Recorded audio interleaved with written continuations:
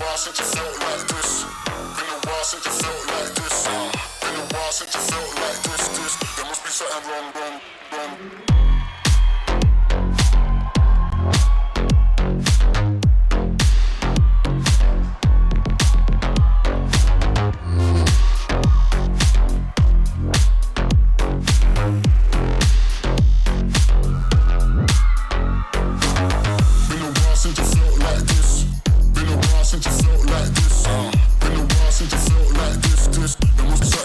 I guess I thought.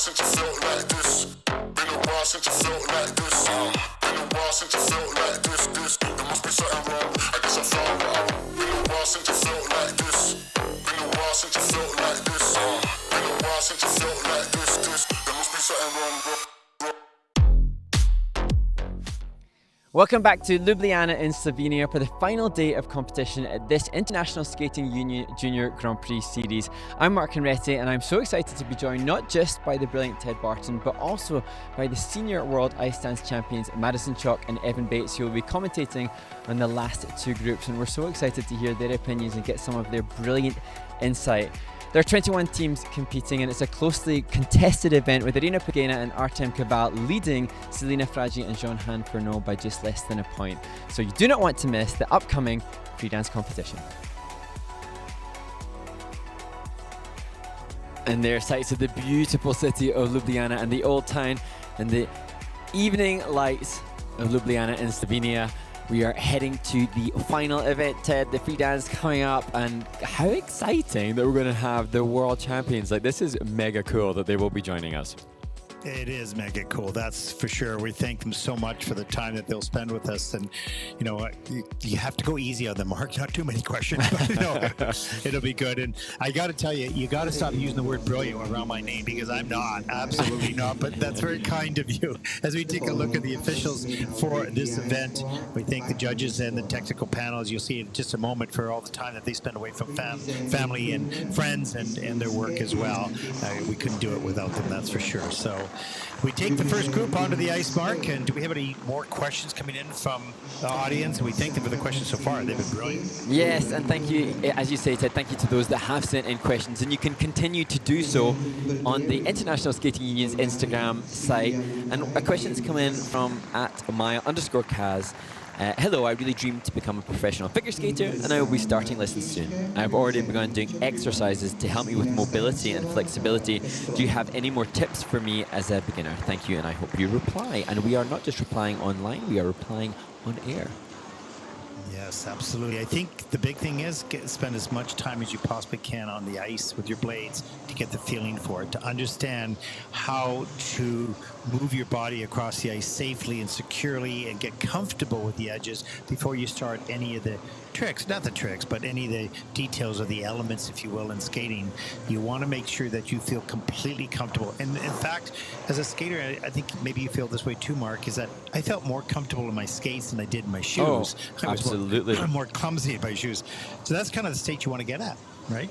Oh, completely. And yeah, I'm certainly far clumsier when I am off the ice than I am on the ice. And I think if anybody was aspiring to improve their skating without access to much ice, you're so right, Ted. Of course, the more ice time that you can have, the better. But if that's not something that you've got exposed to, I certainly didn't skate often when I was younger. I skated a couple of times a week, but as much off ice as is possible. And although there are a host of different off-ice opportunities to improve the skater, those that are generally accepted as the best of the bunch would be to do any kind of ballet training for body awareness and body alignment. Oh, yeah, it's true. Yeah. Oh, yeah, that's absolutely true, because you're going to want stability. So once you feel comfortable on those blades, you want stability in your body core. So your abs and your back and your shoulders and your neck have to be very strong. So the ballet is really going to give you that, what you need as well. Yeah, and another one for me that was always really good was Pilates. The Pilates that were founded by a guy called Joseph Pilates to help dancers to recover from injury or prevent injury, because it was in the 1920s, a little history lesson on Pilates. I believe it was the 1920s when lots of dancers were getting injured because they were lopsided, and that's definitely the case for we as skaters. We're generally rotating one direction and heavily putting more pressure on one side of our body than the other, and the Pilates are a really good way of helping to level us out. And as far as a diet goes, Mark can talk to you about eating just bushes and bark and trees and things like that, because that's all he eats. I've never seen so many vegetation go into one man. So as I'm chowing down on a piece of meat, he's eating leaves, right? If you were exposed on air to the sight of us in the commentary, I am now currently looking at a plate of, indeed, salad leaves. But, Ted, I share my vegan diet with the likes of Lewis Hamilton, the Formula One world champion, and Novak Djokovic, the tennis superstar. So it's not all bad. I don't care. I'm so impressed. But as we walk by a really luscious-looking bush, I can just see as we're walking outside, he's just looking at that like, I think I could eat that one. Yeah. I joke, but yeah. Wow. Chant about some amazing costumes we're going to be treated to. Yeah, totally. Other questions that have come in are, and certainly a lot of the chat online is just in reaction to some of the favourite performances that have been seen and enjoyed, and so many appreciating the different performances yesterday, with Jacob Sanchez, the winner in the men's event, being a real highlight for many. And actually, I just saw Jacob Sanchez joining Sophie Jolene von Felten in the Kiss and Cry for a photo for the United States figure skating, who will be delighted to have had the winners in both the singles discipline, in the women's and the men's event. Yeah, no kidding. A great victory, and it's been so terrific. We talked about this in the women, that we saw so many good skaters all the way down to 11th, 12th, 13th from different countries who have all the skills, and maybe there were some mistakes, but there were some clean performances as well. It's very, very healthy and looking very positive for junior skating in the next couple of years, but as well in seniors as well in the women. It's just really exciting to see from so many different nations. Yeah, and I suppose as we head ever closer to the end of this Olympic cycle, with the Milano Cortina Olympic Games in 2026 getting ever closer, it's great to consider just again the success of different skating nations, and there will be a team event at the 2026 Olympics, and great to see which of the skating nations will make the cut to be part of that competition. Oh yeah, that's going to be a battle, that's for sure. And here we go, the final event here on day number 3 in Ljubljana, and as we move on to Wuxi, China, next week for the final Junior Grand Prix, we get set here on day number 3. And indeed, we open the final event of this Junior Grand Prix in Ljubljana with Enna Kesti and Oskari Leidenpoha from Finland, 16 and 18 years old. And they dream of being top 10 at Junior World Championships. And Enna indeed wants to skate to her own vocals sometime. Talented singer and talented ice dancer as they assume their start position.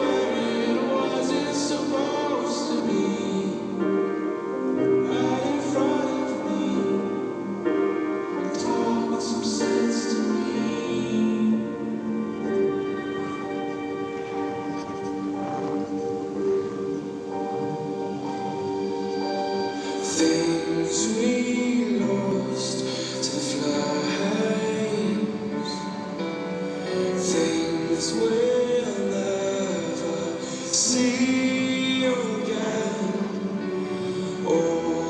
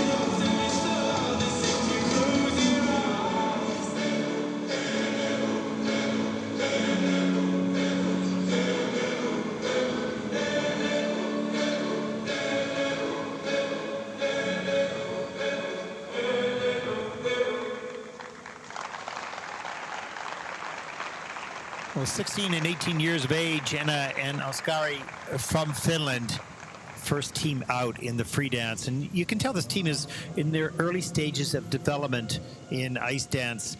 And they can certainly do the elements, but it's all the qualities, basic skating qualities that are important. We'll see that in the first group for sure. We've often talked about that, and it's normal. And this is where the juniors are. You see the early stages and you see the later stages of development in juniors. That's what's so interesting.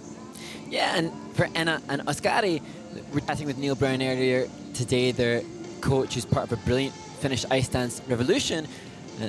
He was just explaining that at this stage they comprehend that with the limited access to training that they have, of course the consistency of levels isn't as it will become.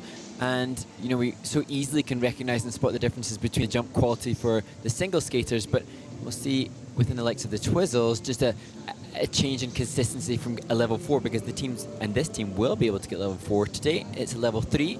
Yesterday it was a level 2, and just within this element in the circular step sequence, the opening element for Enna and Oskari, a chance to just get a gauge for the skating skills of the team. So looking at the way in which their blade leaves the ice, every push that they take, how much contact and grip they have with each stroke, and then consequently how much glide there is on each edge. And here the choreographic lift, the final element for them, they have to do 2 choreographic elements in junior free dance, and they're choosing to do a choreo character step. That's the most commonly chosen in the lift to finish.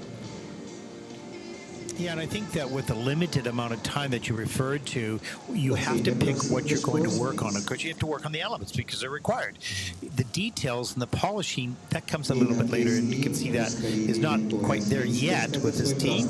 Much more work to do, but they need more time. 59.93 for the free dance, total competition score of 97.27. The first team out in this event. And they're in good hands with Neil Brown and Maurizio Margallo looking after them, and they have access to some great skaters for inspiration from the senior category that train with them back in Helsinki.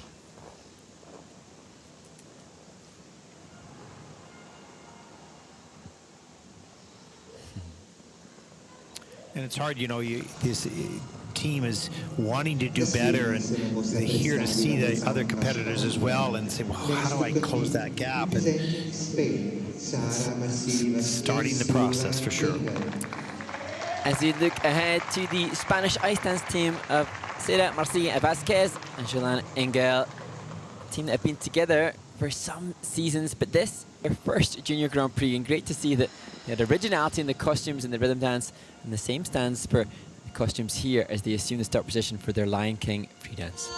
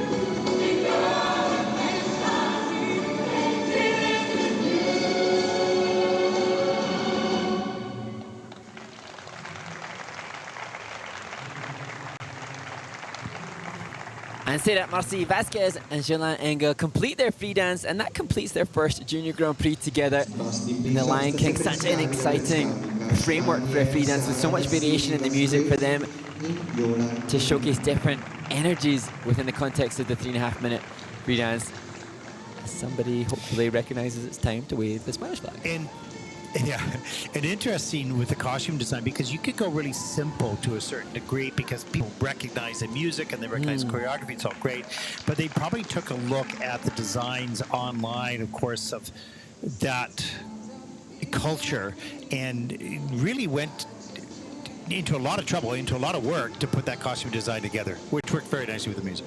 Yeah, and actually, within the context of this free dance competition with the 21 teams, we will see another African-inspired free dance, and the color choice being the same as we look through the dance spin, just working on different features that just getting a level 2 from the technical panel here, just But now, good chance to see a little jump up in the skating skills between the two teams that we've seen thus far. Good edge set and the opening turns within the diagonal step sequence. And they're back inside rocker from Jolin, and their forward inside counter from Seyran. The depth of edge that they showcased here helped to constitute a level 2 for both of them, and at this stage in the competition, they're pretty impressive. And actually, that counter, well, I give everybody all the levels, so I'm not the best person to talk about. Here, the Twizzles. You're right. They had great depth of edge, yeah. And they're obviously, to even the untrained eye, you can see some little challenges within the Twizzles for Seyran and Jolin separating and being far apart, which will be one of the reduction for errors for the team. So the negative grade of execution on that element is Stefano Caruso and Robin Tweedale join them the first of 3 times that we'll see this coaching staff. And they helping out Antoine Charrier, their head coach, who will be watching from home excitedly, I'm sure, proud of his team. Let's take a look at the freedance scores. 60.30 for Sarah Jolin, and that is first in the freedance, just second team out with a 98.24, as they will also be in first place, but early on in the competition.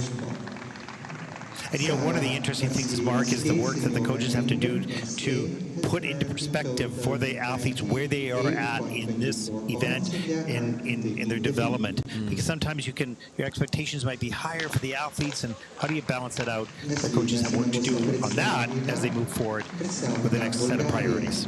Absolutely. And now to a team that we saw already on the Junior Grand Prix, Sylvia Lutai and Gleb Ryaskin. And yes, at this stage in the competition, of course, another team still working on their fundamental skating skills. But I was impressed by the nuances and the conchos in their tango free dance.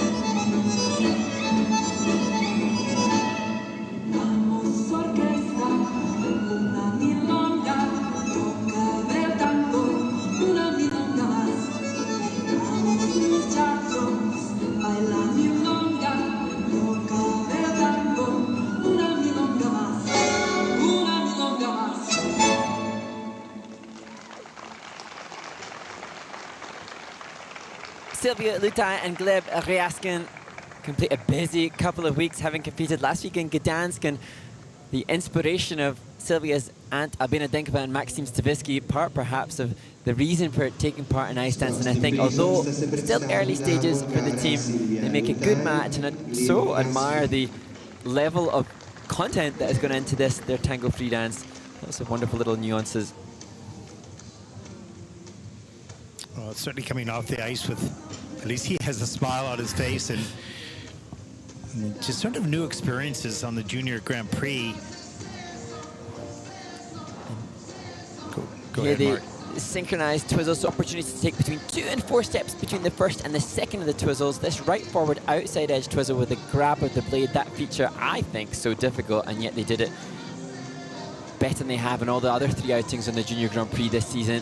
And here, working through the 1-foot turns, that one of the mandatory elements for the teams to do. And here, just some of those little gonchos and flicks that are so indicative of the tango that they were trying to demonstrate. And here, brilliant example of the straight line lift. And that coming in at the maximum level 4, whereas this lift was choreographic. So just trying to push the grade of execution just a little slow in the rotation there, so the grade of execution for that won't be as strong as it will be for some of the other teams, but they're in good hands with coach Alexei Sitnikov. And Ted, as their coaching staff have had so much experience themselves, and they have family members who are world champions, so it just leads us as spectators to look forward to seeing how they're going to develop, knowing that it's almost an inevitability if they can continue to enjoy the sport.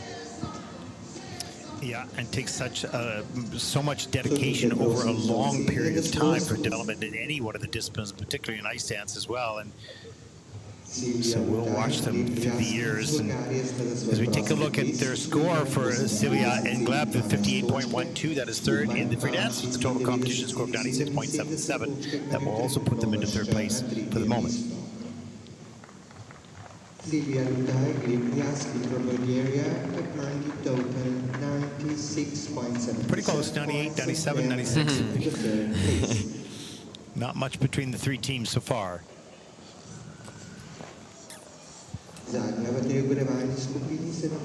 Now, this team were just 1 point ahead of those that have performed already after the rhythm dance. Kristina Stanklova and Kirill Kostrin, coming from a very strong ice dance nation, some wonderful ice dance teams coming from the Czech Republic.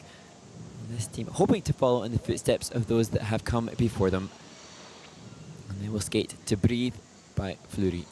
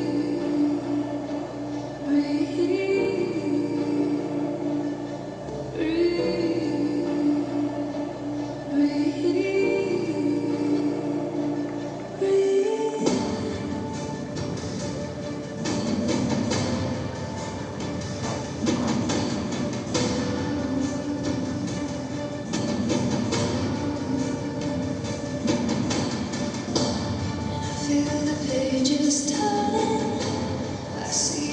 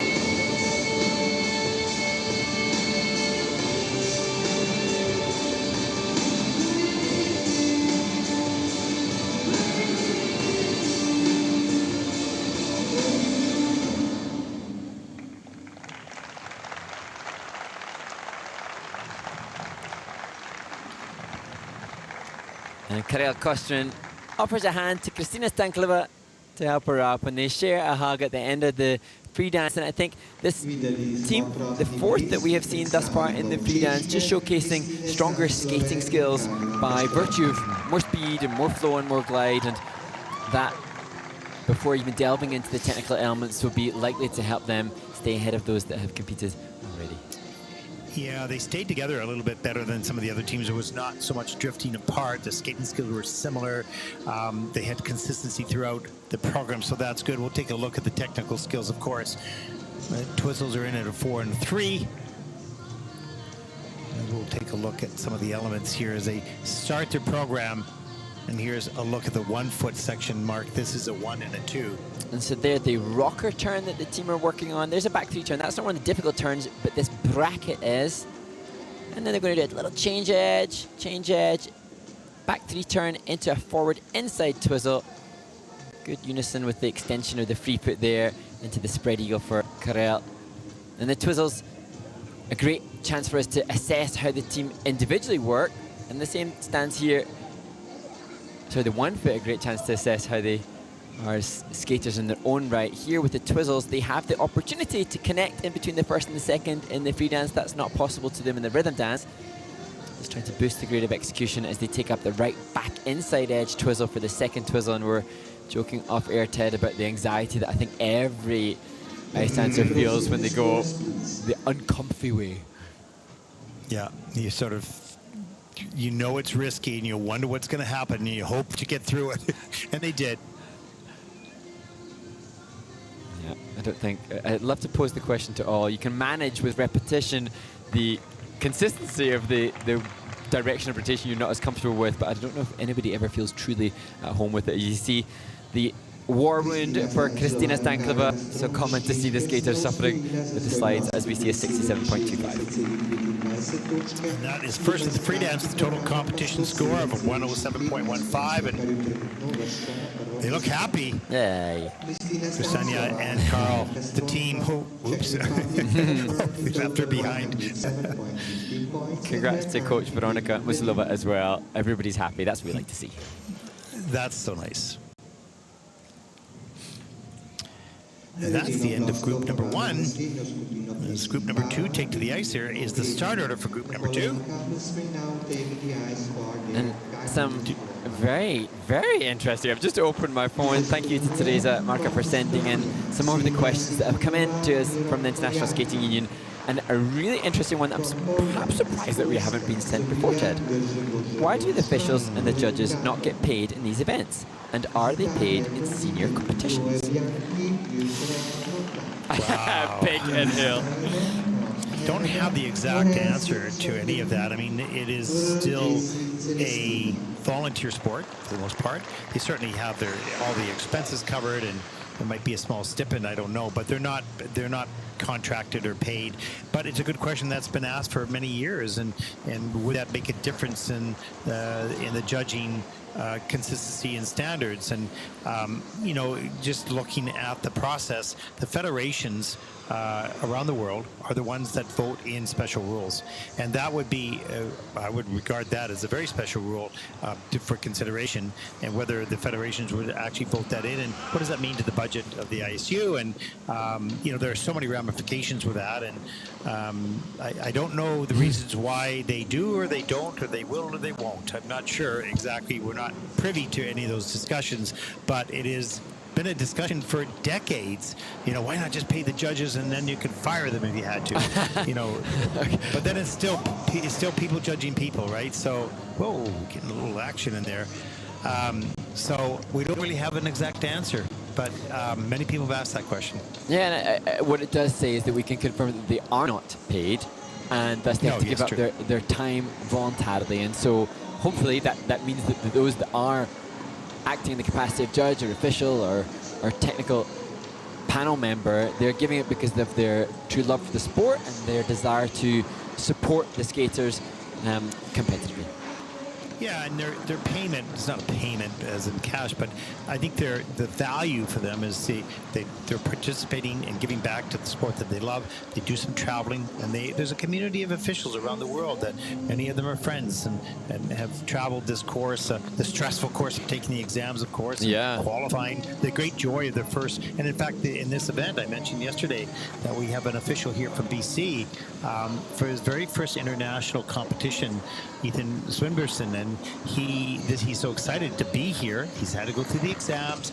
He's a great official, but he's just as nervous as the skaters, in their first event. So many of the officials have a career in a sport in which they love and give back as a volunteer as well, as they all do. Not only as an official, they give back in many other ways. Well, talking of the officials, I have to admit, before wanting to move on to some of the other questions we've had, Ted, there's a first-time technical panel member official here, Sam Wood, who I know from the UK, and I should have known, and I saw him a couple of days ago, and my brain just blipped. I was saying, why do I know this guy? Why do I know this guy? Panic, panic, panic. And I completely forgotten in different contexts, because this is his first ISU event, and how proud he was to be here and get the chance to officiate an event like this. And he's an incredibly well-educated psychologist, excellent in their field, and yet giving up his time voluntarily, not paid, when I'm pretty sure he's paid well for his normal work, but giving up his time because he obviously loves skating so much. So shout out to the officials again. Yeah, no, totally, to all these officials, because I have to tell you,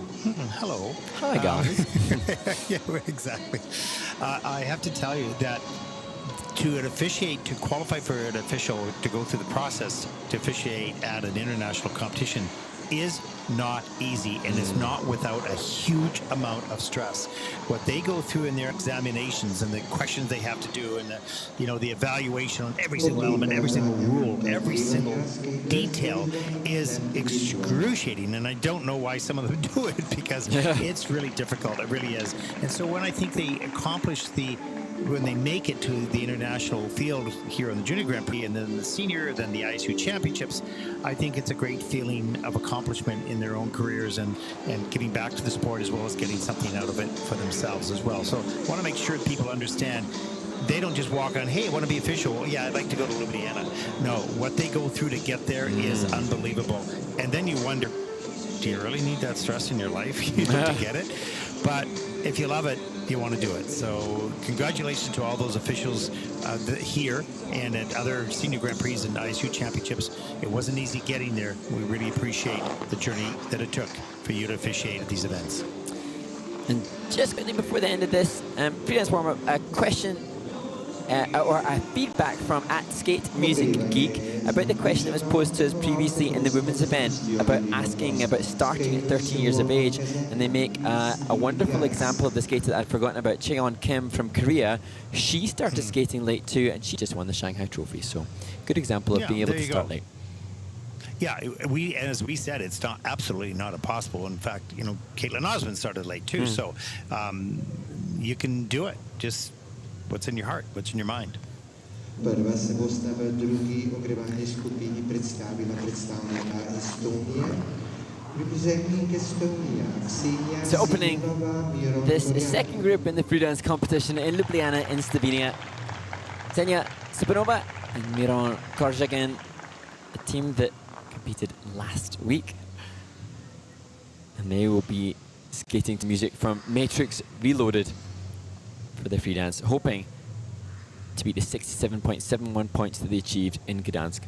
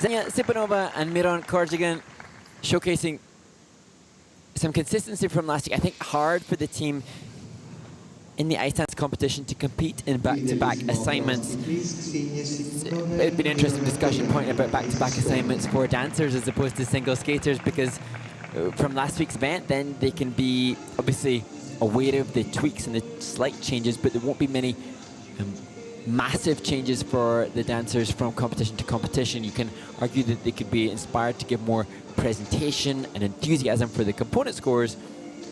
Be interesting to see whether or not be the difference. I think for this team they've teed a little bit, so the skating skills might be lower, but we'll see what the much more experienced judging panel have to say as we look at the straight line lift. And yeah, that 1 foot exit signaling one of the other features for Miron. Catch with the blade, a feature, arm above the head, another feature. This team choosing not to connect. It's not mandatory to connect in the free dance between the first and the second twizzle, but you can see Xenia just struggling a little bit here. A choreographic hydro blade move that has to be sustained for 2 seconds for the technical panel to input that into the system.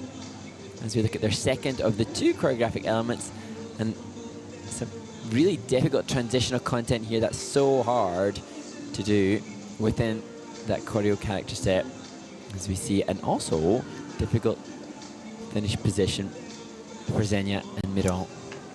It was interesting the way Xenia looked up at Miron at the very end, as if, you know, she was a little sheepish, because I think they got a little tired actually, and a little fatigued, and struggled a little bit near the end of the program. And you can see her right now thinking about that, thinking about parts of the program. This is all part of the process, because they need to get to know each other as people, then they need to get to learn as elements as a team, then they need to become a team, a dance team on the ice. You know, there's a whole process with 2 people that's completely different than single skating. So there's so many different aspects which are positive and fun, all on the other hand also challenging. Yeah, and I talked in the rhythm dance about how, you know, different the team, whereas Annie was acknowledging the challenge of juggling the busy, heavy plate, whereas Miron explained to me that he's just living his life. He seemed to have a very pragmatic approach to the busyness of their schedule, and so that too, another factor to contend with. Miron, obviously, more laid back. Xenia, perhaps more stressed with the intensity of their current life, and managing that whole dynamic as they joined forces to hopefully fulfill their shared goal as ice dancers. And it's not just about one person's schedule, it's about 2 person's schedule and the coach's schedule, right? So it becomes way more complicated. Oh, okay, let's go practice on Friday at 3. No, I can't, I got an exam, you know, like all those types of things. And it's complicated. But on the other hand, the enjoyment to be on the ice with another person. Many dancers and pair skaters talk about that. You know, why did you switch from singles to this? Because I really enjoy being with another person on the ice and sharing the moment, you know, helping each other in the challenging days and celebrating with each other on the good days. And I can totally understand that environment, that's more appealing, if you will, to some people. Okay, 67.71 is their season's and personal best. I'm going to fall a little bit short on that today with the 61.77. That'll put Xenia and Miron currently into second place.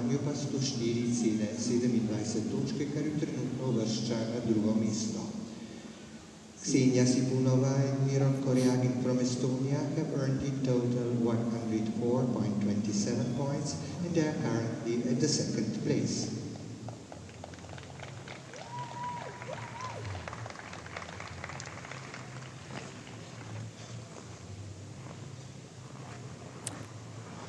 So we have seen one tango already. Now to the next for the Polish team of Zofia Gregarzeska and Oleg Morotov. And this team will skate to the familiar and quite brilliant music of Adios Nanino by Astor Piazzolla.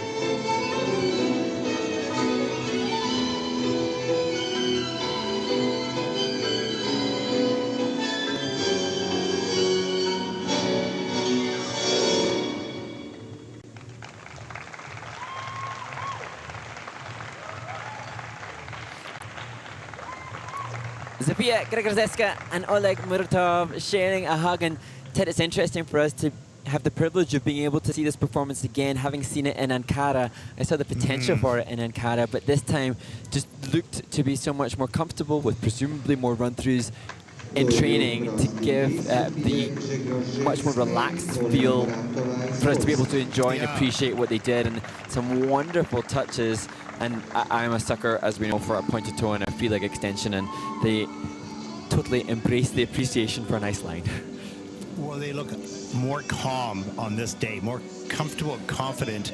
And what I really appreciate is it's interesting because the tango could be in your face externally because you're looking at the audience, you're looking at the judges, but this was more internal. She has a coy sort of way on the tango, and you can see just a bit of a tilt to the head and the eyes. And I really thought this performance, you know, we've heard this music many, many times, but I thought this was a little bit of a different, maybe softer take on it, but still with the flavor of tango. And difficult Nice content as well from the transitional perspective. Did I mention that she reminds me of Jamie Silverstein before? Because she does. No, you didn't. Oh, Jamie Silverstein, former junior world champion with Justin Pekarik. That's who she reminds me of. And this was so difficult. So difficult. Yeah. Good unison, nice and close, tracking each other. This was a much stronger performance. They had a 68.82. I think they're going to beat that score here. Isn't it nice when things just keep getting better as the year progresses, and that straight line lift in the level 4 and rotational combination lift, pardon me, both 4. Yes, and for the team, they just look, as we keep saying and repeating, more together, and they rarely hit a bad shape. What this team will just continue to work and develop on is the depth of the knee, and so when they take these back crossovers or these chassé forward run into the step sequence, just allowing the knees and ankles to bend deeper to let each and every single edge cover more ice so that the judges are going to push them higher up, the 5s and the 6s and the components. Love that little nuance of the step and the blade as Sylvia Novak Trabaka joins them in the kiss and cry. Yeah, agreed. I think that's where their next priorities will be. A little bit more speed, depth of edge, you know, that type of thing. But boy, this is a much better performance, as you will see with the score. It's a season's best at 74.36, and they say, okay, that's good. And that puts them currently into first place with a total competition score 120.17. With some hugs and the kiss and cry. Congratulations. That was nicely done. Oleg Muratov component have earned in total 120.17 points, what is also their seasonal best. They are currently taking the lead. Well done, team. Good job.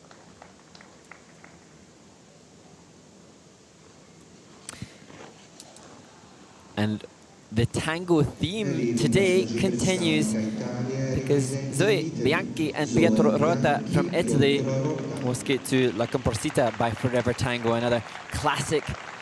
And you can see, if you didn't know the music, you would be surprised to learn that the tango flavor is evident based on the costumes as they take their start position.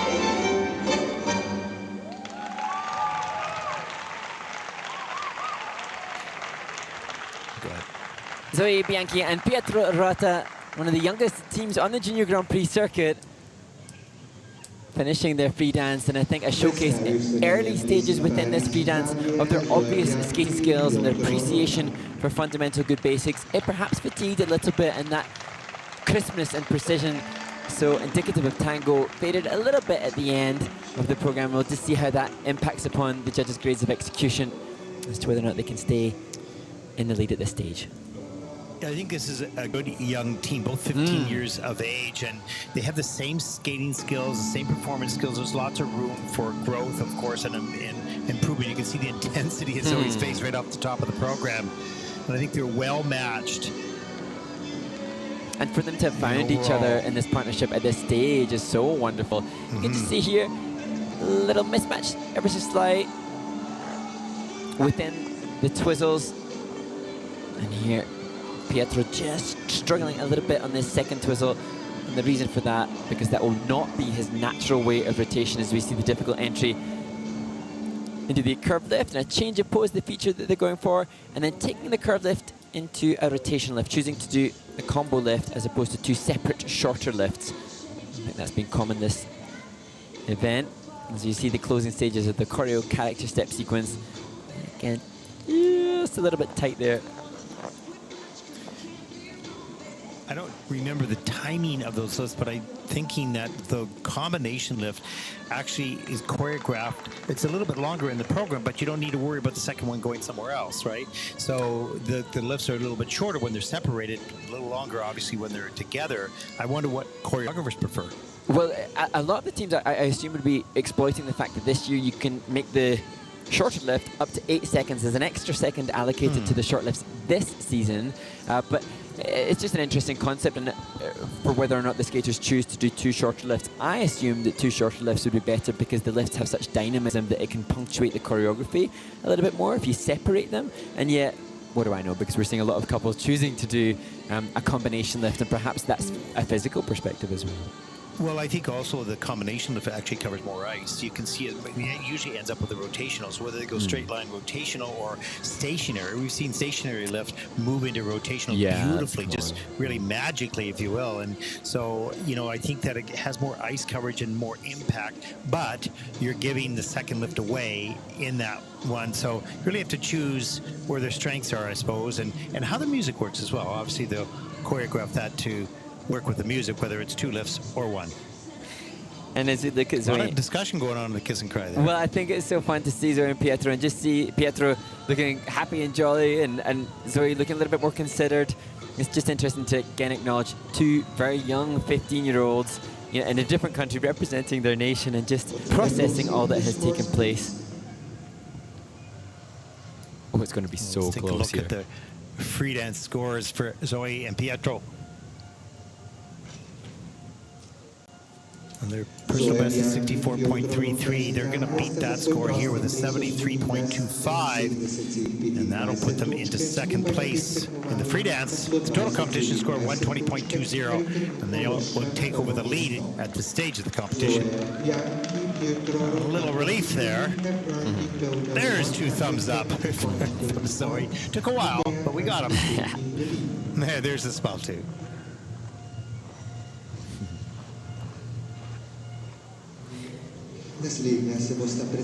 And now to the Canadian team, who will be sad to find themselves at this earlier stage in the competition, hoping for more, but mistakes made in the rhythm dance, find themselves at this stage of the competition, 14th after the first portion of the event, but certainly capable of scaling up the rankings. Aurea Cinquante debut and El Jesse Celestino skating to a piece choreographed by Jean-Luc Baker.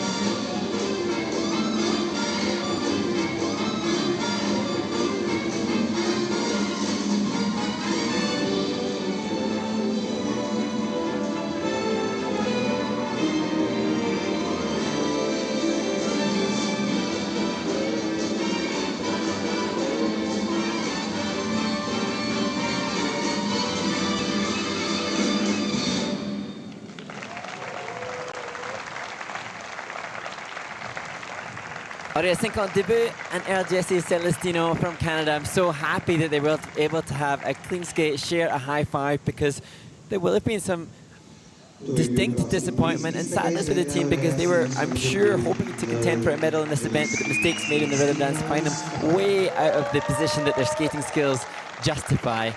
And I think at this stage we can see that they're a different league, and I hope that was Auréa's grandparents from France that are coming to watch that we talked about, that they're able to celebrate with. Yeah, and no matter what the score is, this was a brilliant performance by this team. It's such joy, and Auréa is so lively with her expression, and that change of pace and change of tempo, they were just brilliant on that. And the came nuance alive. Yeah. We see the Twizzles in at level 4 for both with a plus GOE of 0.97. So they took 7.81 out of that one element. And you can see as we look at this step sequence, this is an example of that quality of skating skill. This team achieving level 3, so 4 difficult clean turns. Here's a back chalk turn. You can see the pressure on the right inside edge and the exit edge, justifying why they have had a lot higher level than any that we've seen thus far. And what I'm really appreciative of with this team are the different little nuances in the movement from Auréa, the changes of energy, and the rotational lift. Really done well. I love the ending right there. That was beautiful. And they were with Benjamin Bourgeois, their coach. And you can see smiles on their face because they knew that they nailed that program. Wherever that takes them, whatever this number is, that was a solid performance, and they can finish the Junior Grand Prix this season on a high as they enter into their domestic competitions and move along this season. And they've been together 8 years already, and they said that they dream of the Olympics and hope to stay together and support each other as we achieve it. And I thought, to give me a quote that says that we hope to support each other as we achieve it, it's just such a good example of good humans, good skaters, good humans. Good teammates. Yes. Here we go. Let's take a look at the score. They want to be at 77.91, and they do with the season's best of 80.92. Smiles and nods all around. First in the free dance, total competition score 129.71 as they take over the lead.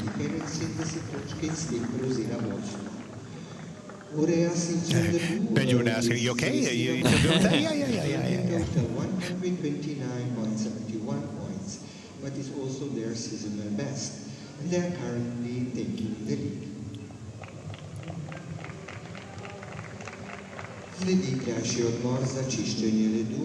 Okay, Mark, we are going to be on an ice resurfacing with another little movie break. Get your popcorn, get some pop. And what are we going to watch? Well, we get a chance to check in with the winners that we've seen on the Junior Grand Prix series this year already, with Noemi Maria Tali and Noah Lafernara, who won in Bangkok. And then to the Mic'd Up series with French former ice dance star Fabien Burzat. And then to the winners last week in, not last week, Ostrava. That was a few weeks ago. Selina Fragi and Jean Han Furneaux, but they will compete again today. They're currently lying second after the rhythm dance. And then an insight into the short track world tour before a big selection today you're getting in this ice resurface.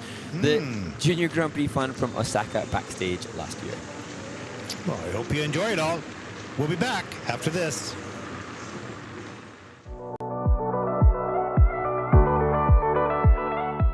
Here in Bangkok with the ice dance champions, Noemi Maria Tali and Noah Lafernara from Italy. This is your second win on the Junior Grand Prix already. How did you feel about your performances here?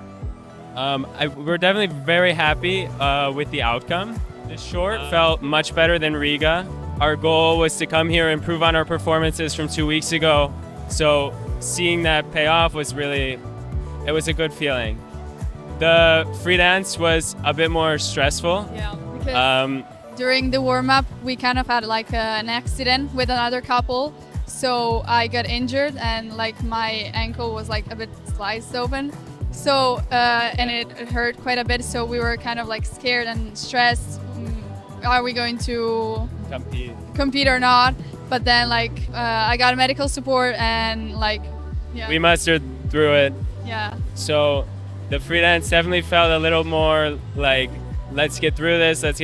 But in the end, it was still a good performance. Maybe that's what you were feeling. What Mark and I were watching was really an outstanding free dance and rhythm dance, of course, as well. And we thought you had really come along from your first Junior Grand Prix title. So that's been really exciting. Now, what do you do from now on? You've got obviously a number of months before Grenoble in the Junior Grand Prix final. We're gonna have a few international competitions, so we can like keep competing, yeah.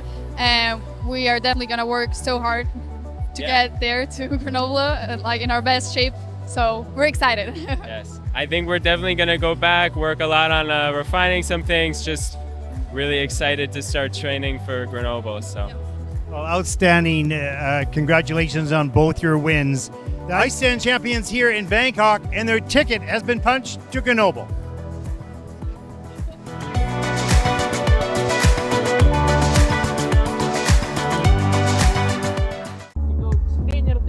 Yeah.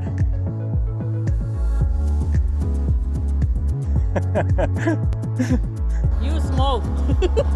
Kids are not fun nowadays. Yeah.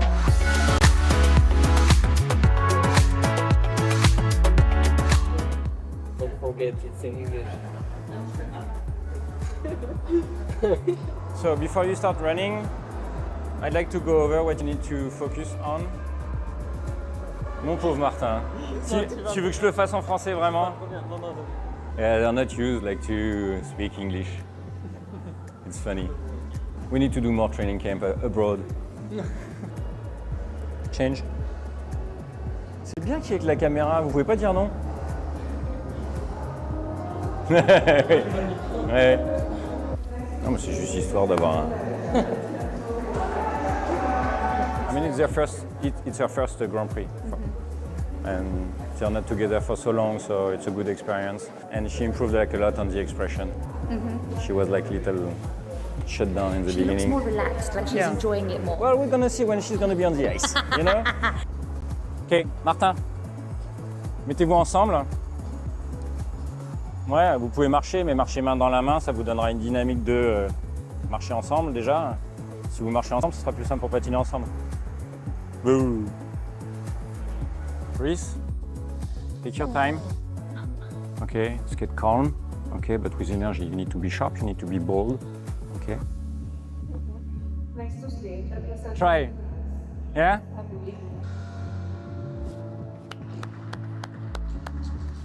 Allez, lâchez un peu là.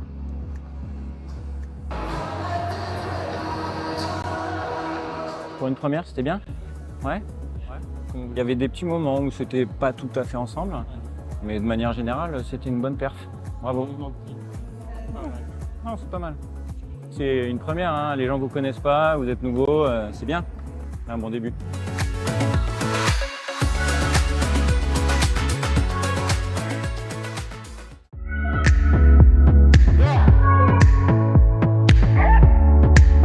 Selena, Jean, félicitations, c'était super. How are you feeling? I feel amazing because since Taipei we worked a lot in our programs, and all the summer we worked. So when we come here, it was of course to skate clean and maybe to win. It was our goal. So yeah, I'm very happy with our skate, and of course to win, it's an honor for us. And Jean, it's the first time in 8 years since the French ice dance team has won gold at a Junior Grand Prix. You come from a country with so many amazing ice dance teams. Are there any particular favourites that you have? I think it's an easy choice, but Gabriel and Guillaume, we try to find our own way to skate, but they are a good inspiration for us. We spoke with Karine Haribert, your coach, and we just love the choreographic character step sequence that she creates, but she said that she wants to make it even better. So what are your goals for the rest of the season? Of course, to skate clean all the season, to improve our skating skills, to look like more a senior couple, to prepare our next season, to be bigger on the ice. A lot of things, but this kind of things maybe to be a big couple on the ice, to take the space. And where's your next Junior Grand Prix event? We'll skate at Ljubljana in I think 3 or 4 weeks. Yeah. So you have a month of hard work. Well, congratulations, and we wish you all the very best. Merci. Merci. Thank you.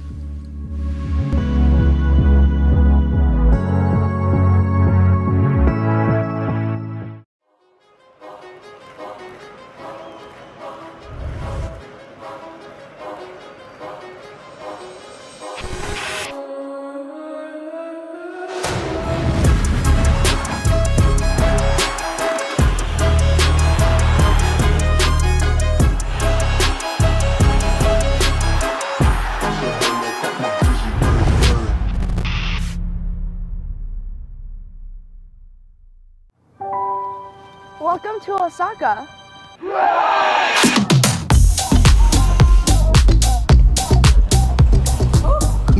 So scary.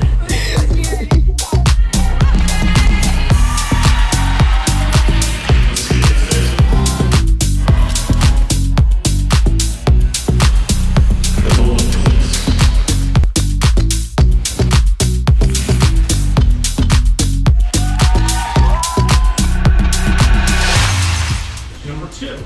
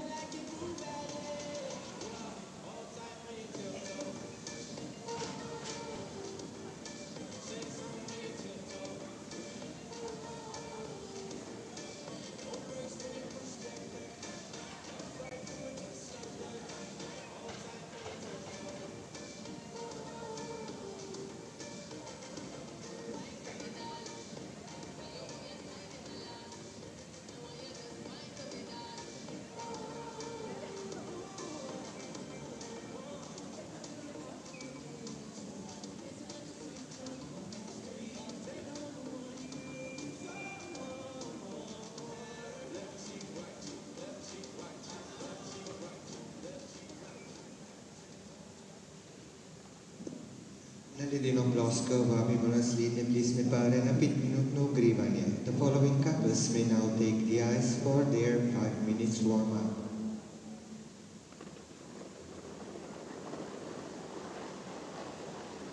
Представника японське from Japan, Kato Yamashita, Yuto Nagata.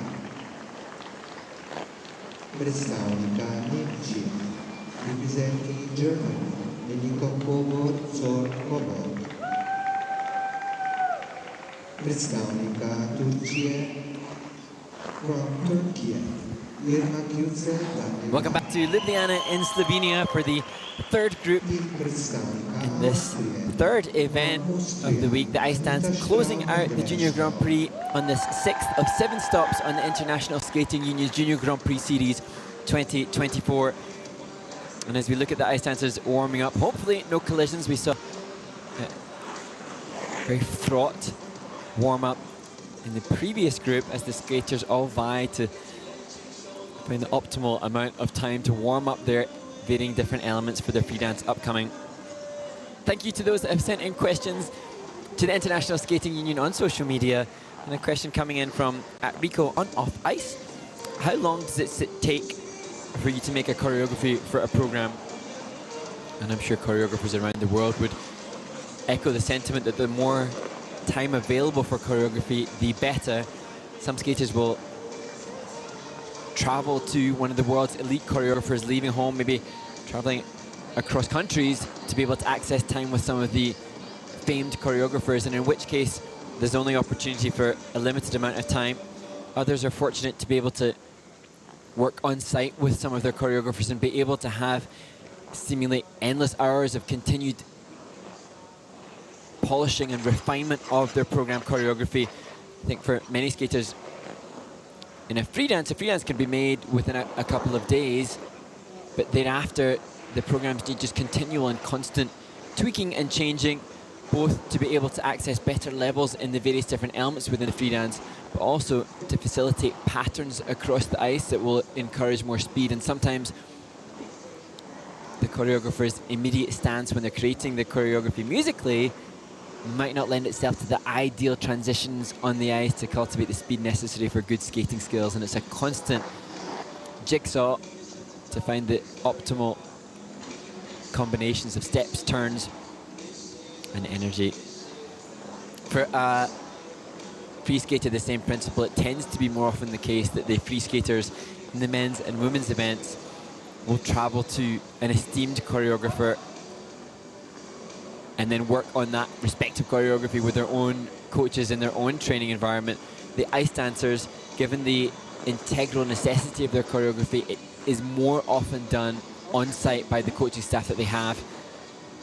But it's not always the case, as we see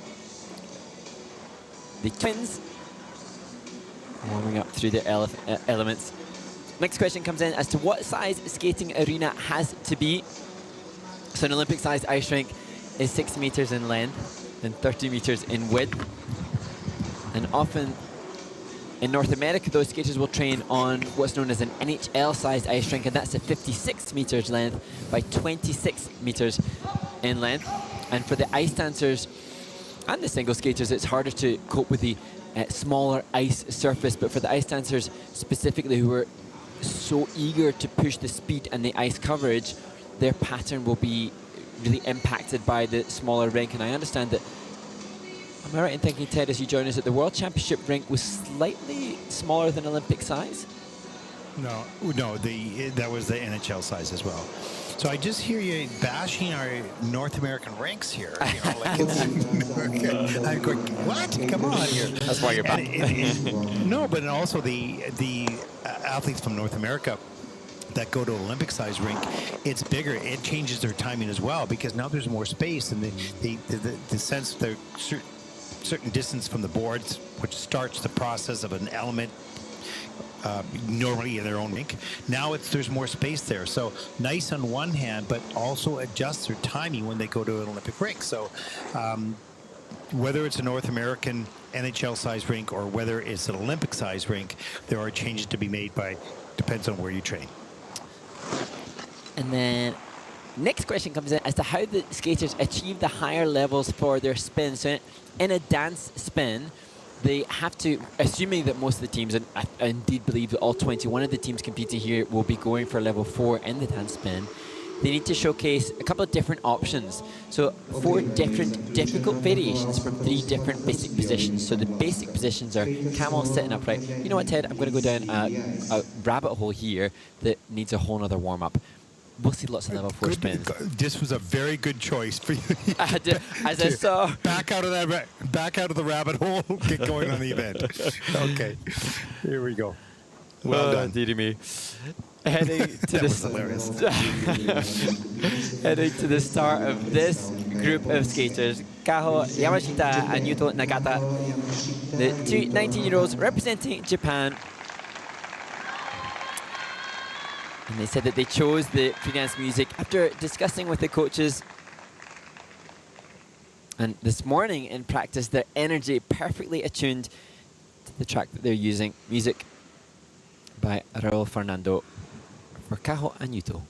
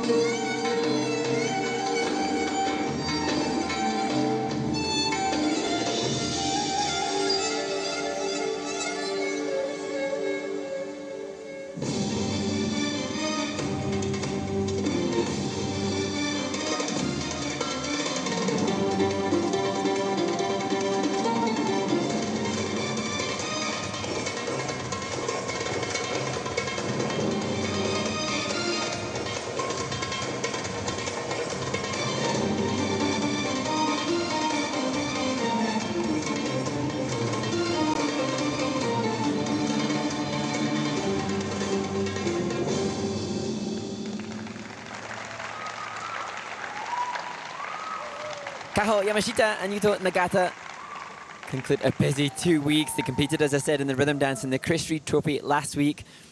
I saw them as they arrived on Tuesday, and this is a team that is a homegrown Japanese team working with Ria Arakawa and Aro Tateno. And we were just talking off air about how wonderful it is to see different skating nations represented, and great to see that their training and their education to bring them to this level of quality is done in Japan. And so that hopefully will serve as an inspiration. And we've talked about Kathy Reed and all she's doing to celebrate the continued progression of ice dancers in Japan, and that continued by Ria Arakawa and these guys as well. It's so neat to see these Japanese dance teams continue to progress, and they bring something special and unique and different to the ice dance competition. And we see that in all the different teams that we've seen as we take a look at the stationary lift, which I always find kind of interesting. I always like the stationary lift. She's like they're flying. Oh, that's cool. That's cool. And it's interesting because the teams, they have the choice of the different options in the stationary lift that they're choosing, hoping to get the highest grade of execution, as we see. And working through the twizzles, remember 2 to 4 steps in between the first and the second. Slight loss of synchronicity, but I thought this camera angle really showcased the unison between Kaho and Yuto. Just there. Here, this entry into this reminded me of Madison Hubble and Zachary Donoghue in the curve lift. And this team, as we've seen with others, choosing instead to do 2 short lifts. And they had level 4 on both, which is normal to see, but what they'll be eager to achieve is the really positive grade of execution. As is always the case with the Japanese skaters, signaling gratitude with their bow when they're seen on camera, and I just so respect that. That's so cool. Yeah, it really is tremendous. 77.56, their personal best, season's best as well. They come close to that, and we'll find out.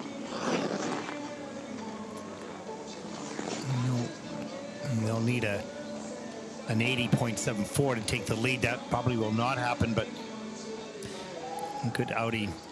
And as I mentioned, it's so good to see that this discipline grow in Japan. Yeah, and as I think I mentioned in their previous Junior Grand Prix, great to see them exploiting the age changes this year, whereby both parts of the dance team in juniors can compete up to the age of 21.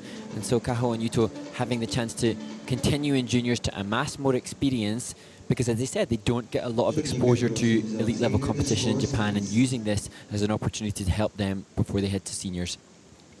And that may change in time if they continue to develop more teams in Japan.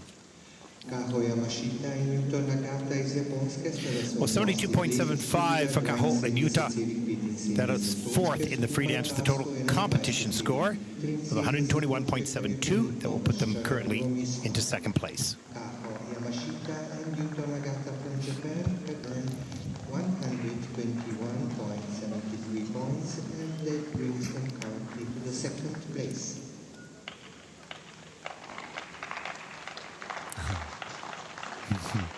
Gratitude again, and we see Anna Gerke and her coaching staff and coaches of the men and the women's single skaters in the stands, ready to cheer and support the twins in this event, Eniko and Zohar Kobar. We have a cool choreographic slide to look out for within the context of this free dance and the 8 elements upcoming to AC/DC.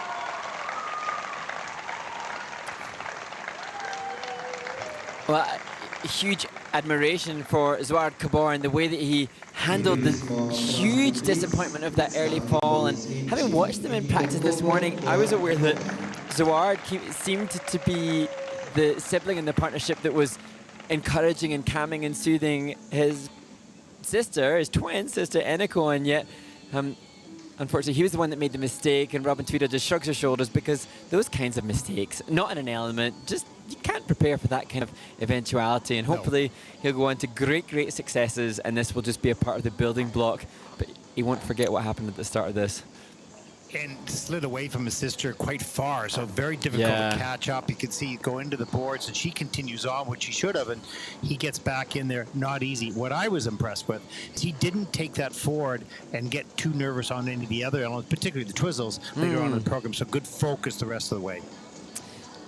Yeah, and this element not too far afterwards, the twizzles often the element that the team will be most anxious about, as we see them use a little loop jump as a transition between the first and the second. And Zouard managing, despite probably inside feeling so heavily frustrated, not to let that affect him within the twizzles, and he comes away with a level 3. Here's the choreo slide, which actually they had the pop-up lift out of that onto a back inside edge much more comfortably in practice this morning. It is a really good transition.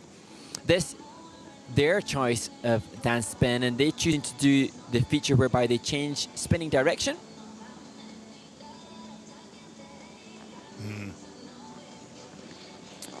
And just starting to unravel a little bit towards the end of the program, which is normal.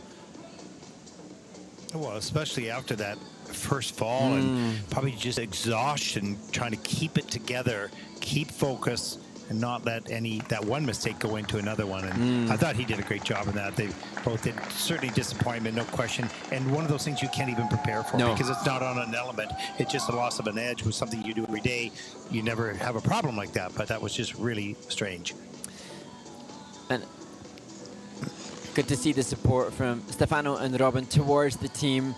And that's where, there's no guarantee that having coaches that have got international competitive experience like Robin and Stefano do is a guarantee of their good coaching. But they are great coaches, but their experience as skaters themselves helps them to tether the disappointment and put into context and help them appreciate that, yes, of course, nobody wanted that to happen, but in the grand scheme of things, this is juniors, and as you so often say, Ted, this is the opportunity for growth and learning.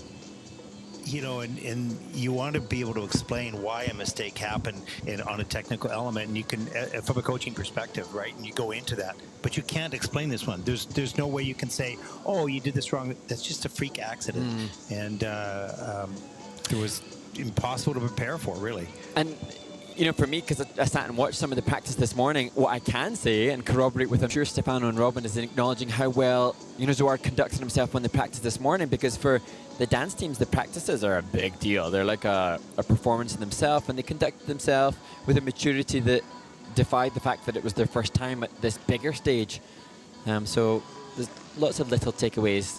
Even though at the end of the day, it depends how the skaters' brains are. We've spoken about how Zouard is, very left logic brain. He's mathematical, he's science-based. So numbers for him may, be really important, and the numbers on this occasion won't be good. But the untangible numbers, you can't quantify the numbers of experience, and there's a big number of value in the experience that was endured a little bit now.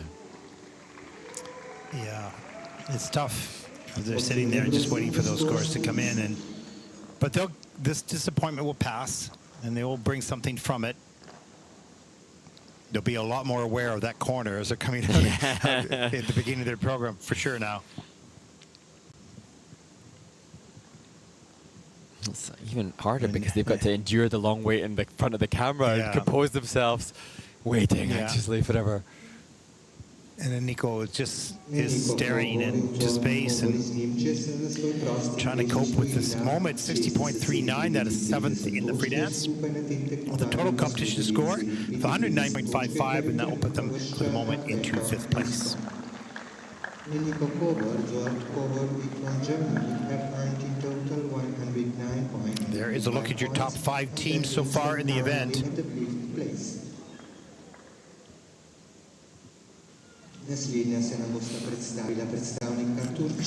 And now we move on to the team representing Turkey A, Irmak, Yücel and Daniel Pak.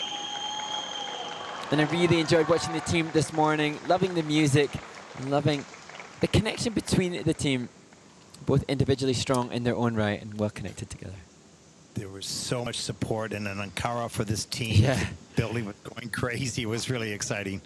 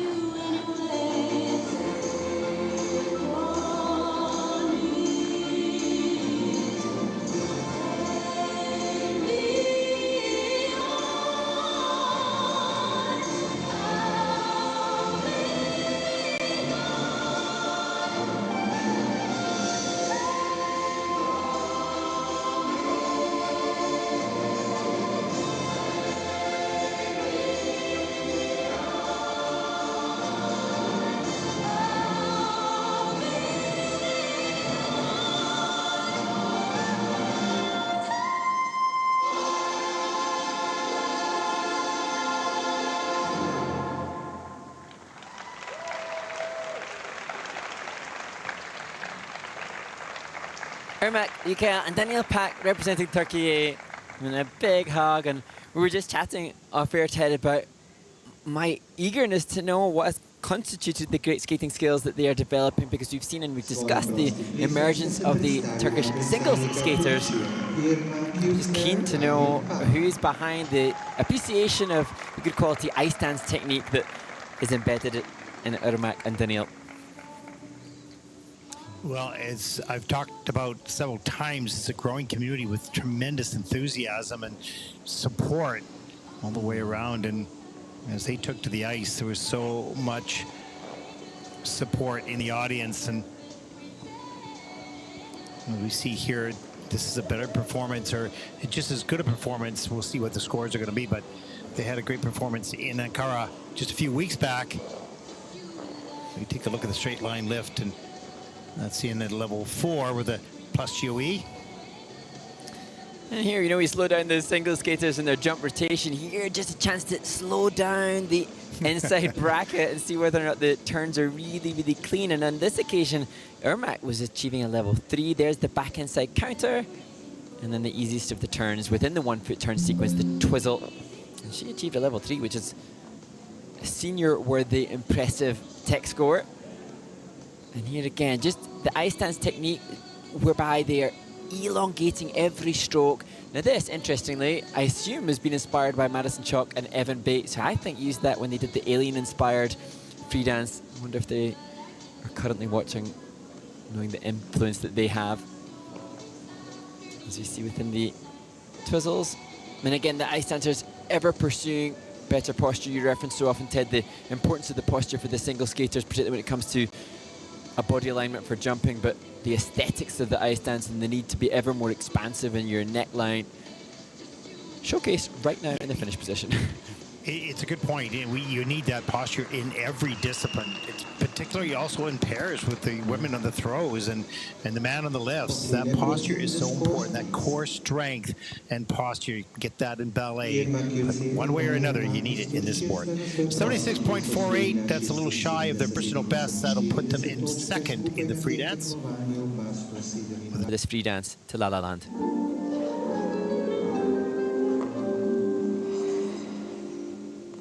The sun is nearly gone, the lights are turning on. A silver shine stretches to the sea. Some other guy would love this world sky, but there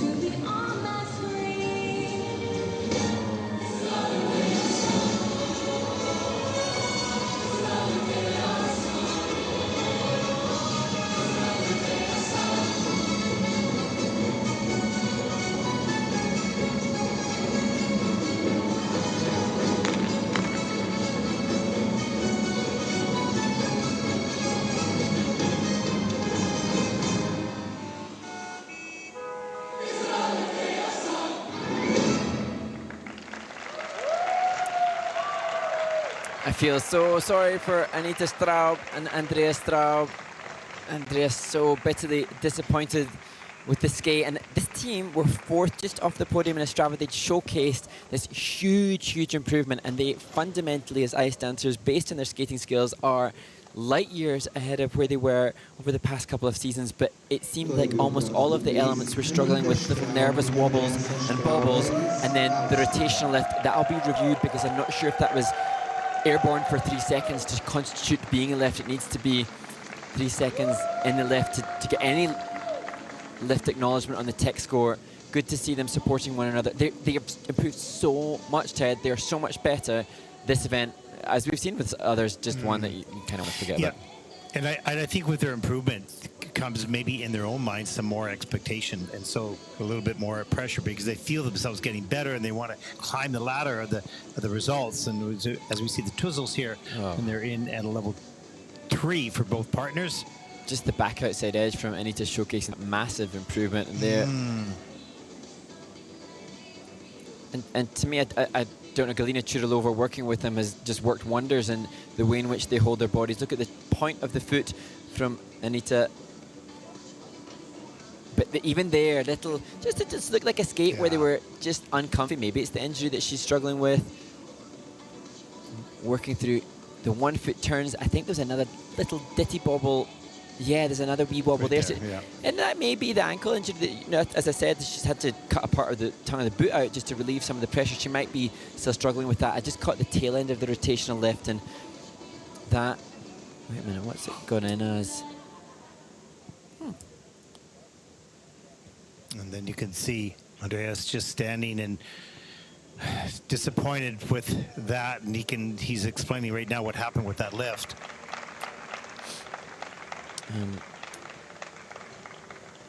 But I suppose, you know, the good thing here is they're siblings. This isn't going to derail their partnership. They're together. No. Just a shame that today the sibling pairings haven't had a good day because it was the Kobor twins.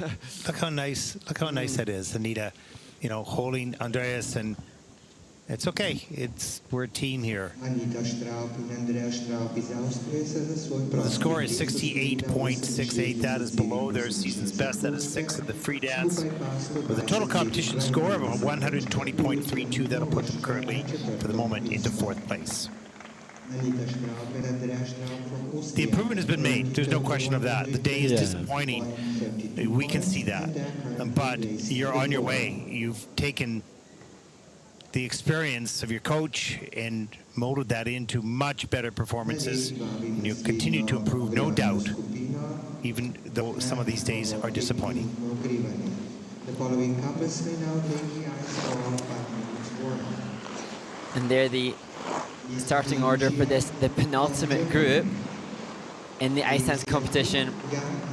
And maybe now is the opportunity for me to start the reply to the question posed earlier in the last group, which I picked up far too late in proceedings, as we see the Germans warming up here on screen. The question regarding the levels for the ice dancers within the dance spin, and I think, Ted, it's perhaps harder for a layperson to kind of wrap their head around the multiple criteria for the dancers in regards to attaining a higher level. I did say in the previous warm-up that all of the dance teams in this group will be going for level 4 dance spins. It's achievable by all. There are options, though. We have seen different approaches from different teams. One option is to have 4 different difficult variations from the 3 different basic positions, and I touched on what those 3 different basic positions are. Camel spin variations, sit spin variations, and upright spin variations. And then we see they have to also have an entry feature. So often we'll see them being lifted into the dance spin, an exit feature where they may be lifted out or have difficult turns out of the spin, or a middle feature, in which case there's some creativity within the middle part of the spin. The other option for the dance teams is to do a change of direction, and in that case they don't have to have as many difficult variations of position, just 3. And so we've seen that used quite often within this event. I believe skaters going for, or teams going for, a change of rotational direction, and for me that was just hideous to try and spin the other direction with a partner. I was actually going to ask you, what is the most difficult for you? And you just mentioned it was hideous. Going the other direction. It is. It's really difficult. And you wonder whether there should be more value on that. But, and there was that suggestion also by one of our photographers, I guess, hey, do you get more value by jumping the opposite direction? Hadn't really thought about that, right? And so, it's good thought, good idea, perhaps. And that's the thing as we discuss the changes year upon year, and I have to acknowledge, I think with the Ice Dance Technical Committee, the increased options that they give season upon season, trying to give more options for the skaters to pursue greater creativity. And now the middle feature within the dance spin, that's fairly new, and that's just again trying to give the skaters and the coaches and the choreographers more opportunity to be creative. But not does it just give the skaters, but it then gives the viewing audience more visual sort of excitement rather than just seeing the same conventional features and positions used. And like for me now with the ice dance competition, the 1 foot turns, that's one of the mandatory required elements that they have to perform within a free dance. That now, it'd be interesting to see what will happen to that element, because that's one of the kind of really formulaic elements that the dancers do, and it's kind of, I disconnect from that a little bit, apart from when you go to see the senior teams where they really showcase a whole host of wonderful movement within it. Mark, I have a question for you. Do you think that our sport, hold on, that you think our sport is perhaps the most technically analyzed sport in the world of sport? Well, it's a really interesting question, and one thing that I am very privileged to be able to say is that when I do that TV show Dancing on Ice, and it's going to be that's 11 years at least that I've done it, and I was partnered up with an Olympic gold medalist in sailing, and there have been other people on the show, celebrities that have won Olympic gold medals in different sports, and there have been footballers and rugby players and all sorts of different sports people at elite level. And chatting to them as we do throughout the course of the series, they'll often acknowledge to me they cannot comprehend the level of technical difficulty in our sport. And so many assume, well, they have said to me, there's people that haven't been involved in a sport like we have, who assume, it's just an artistic sport, it's dancing, it's, like dance, but they say, it's so technical. Yeah, and also the NHL hockey players on the Battle of the Blades, I think it was in Canada, they all said they had no idea. They can skate pretty nicely, pretty well in hockey. They had no idea how hard the sport was. It looks nice, it looks easy, and that's when you try to make it. But it is so technically difficult, but not only difficult, but the analysis of it, because you were talking about all the detail, the analysis is broken down to the smallest of items, and that's why it's very difficult for anyone to explain in a very short period of time all that detail. And we have to try to find a way. We've done the basics of skating. We're doing some more, of course, but to provide an opportunity for people to enjoy a little bit more knowledge about how the sport is, what is difficult about it, and how it is assessed. And we'll continue to endeavor to do that. Because there's like probably 10 years of work there. There's so many small details in there. But it is really a hard sport, for sure. One of the reasons I love it. One of the reasons people get addicted to it as a skater, because it's so darn difficult to do. And when you do accomplish something, it's such a wonderful feeling. Here we go. Group number 3. And opening this group, Alexia Kruk and Jan Eisenhaber from Germany, the third team here with Robin Tweedale and Stefano Caruso in this free dance to Billy Elliot, whereby Alexia is inhabiting the role of the teacher, he the dancer, and the opening vocal lyrics explaining just that.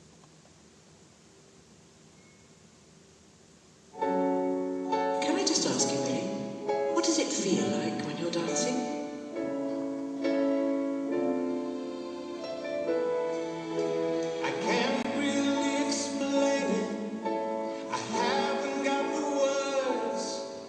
It's a feeling that you can't control.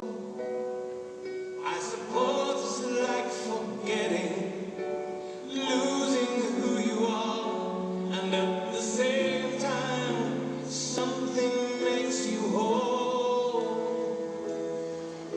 It's like the there's music playing in your ear, and I'm listening.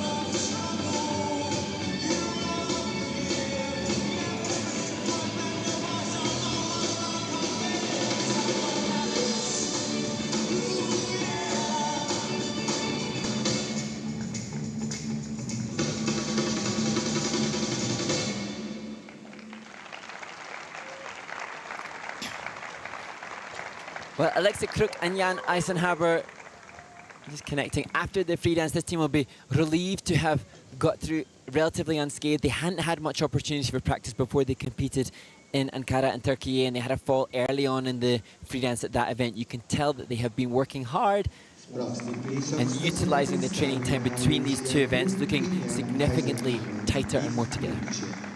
And there's another example. If you haven't seen the movie Billy Elliot, you should see it, Yeah. because it's very interesting. It's really relevant to our sport as well, as particularly for males in the sport. And I think this was a really cool. I've never seen Billy Elliot done by a dance team on the ice. I thought it was really well done. So if you haven't seen the movie, check it out. It is a great movie. And a good, good choice on the team. Like, think about something a little different as she here inhabits the role with her leg warmers of dance teacher. And how well honed that is. You can see, maybe it's ballet, maybe it's just good coaching, but you can see already the awareness of body alignment there. Now here,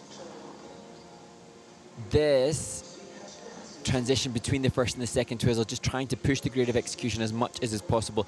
Just perhaps a little checked turn for Jan, dropping one level within the second twizzle as we look through the 1 foot turns. And this an opportunity actually to see the use of creativity within it, from arms to legs as well. I caught just the tail end of the choreographic assisted jump. So 3 jumps can be done by either partner. That one of their choreographic choices, and just a little wobble at the end of the third one, which unfortunately forces the negative grade of execution, which will be a little costly for the team. But otherwise, improvement since Ankara, and this will develop. And the concept is good, and now this will develop and develop throughout the season, I'm sure. Yeah, the concept is really good. Their season's best was 69.37. They should beat that with a personal best of 76.98. We'll see where this scores, but definitely better. It's a really good concept, but I think there's still more work to be done here as they feel more comfortable with the elements and whatnot. And Jan, I think he had a base on the 1 foot. He had a little wobble on that. And so I think there's some work to be done in that area. But once they get that and can play those roles a little bit more, with a little bit more depth, and that'll be great. Yeah, maintaining it through the entire duration, even when they're doing the difficult elements. And so hard to continue to maintain the context of the theme throughout the element. You know, it's one of the things that we wanted to talk about before, was that knowing the story, or knowing part of the story, is always nice before we see the performance. And we knew the Billy Elliot story, and if you haven't seen it, check it out. But we'd love to know more about the programs that are being presented. Season's best, 73.58. That is 4th in the free dance for Alexia and Jan. The total competition score, 125.69. That will put them currently in the 3rd place.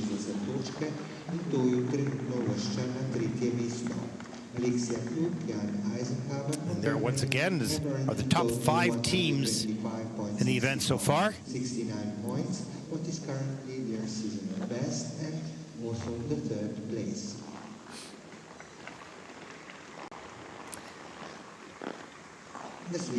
And now to the American team of Yali Peterson and Benjamin Starr. Representing the United States of America. It's the team that competed last week in Gdansk at the Solidarity Cup.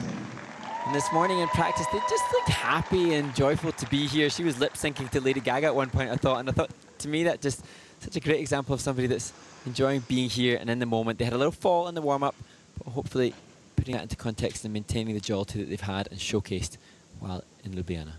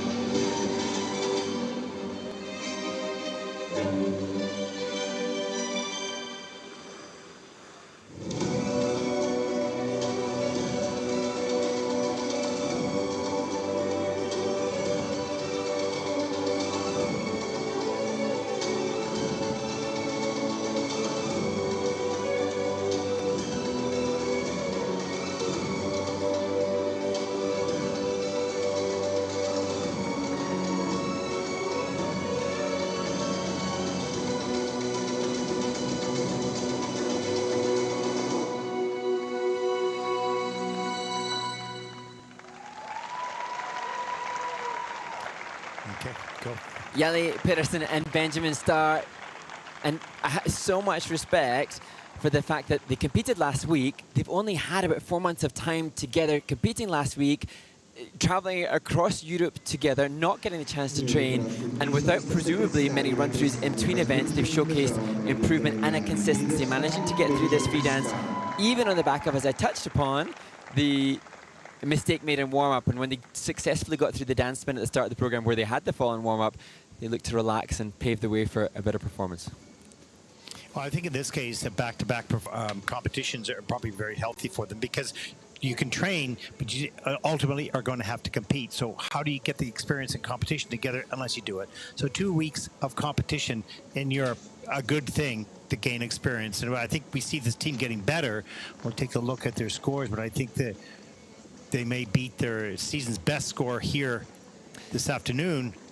And when we were chatting off air, I was just acknowledging that both strong, solid skating skills individually. Stylistically, they're not matched yet, and they've only been together a short time. They've had different coaches, so that will be something that I'm sure will develop, and they'll become more matched in the way in which they move in between and in every single element.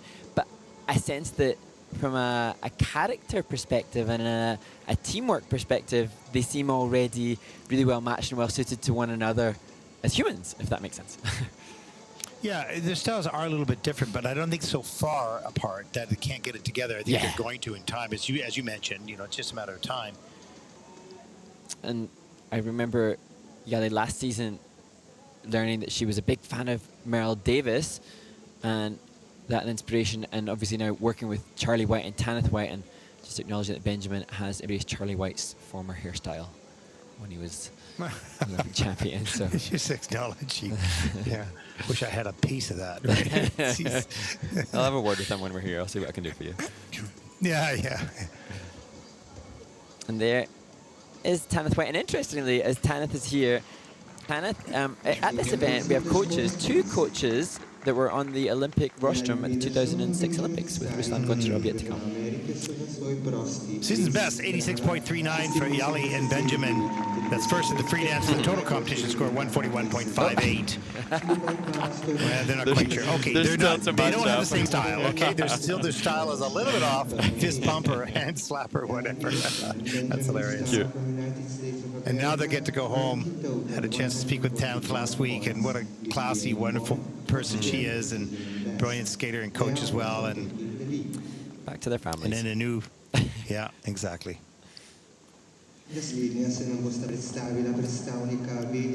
And now to the British team of Ashley Slatter and Atul Onge for sharing a smile to each other as they perform towards the judges before they take to their start position.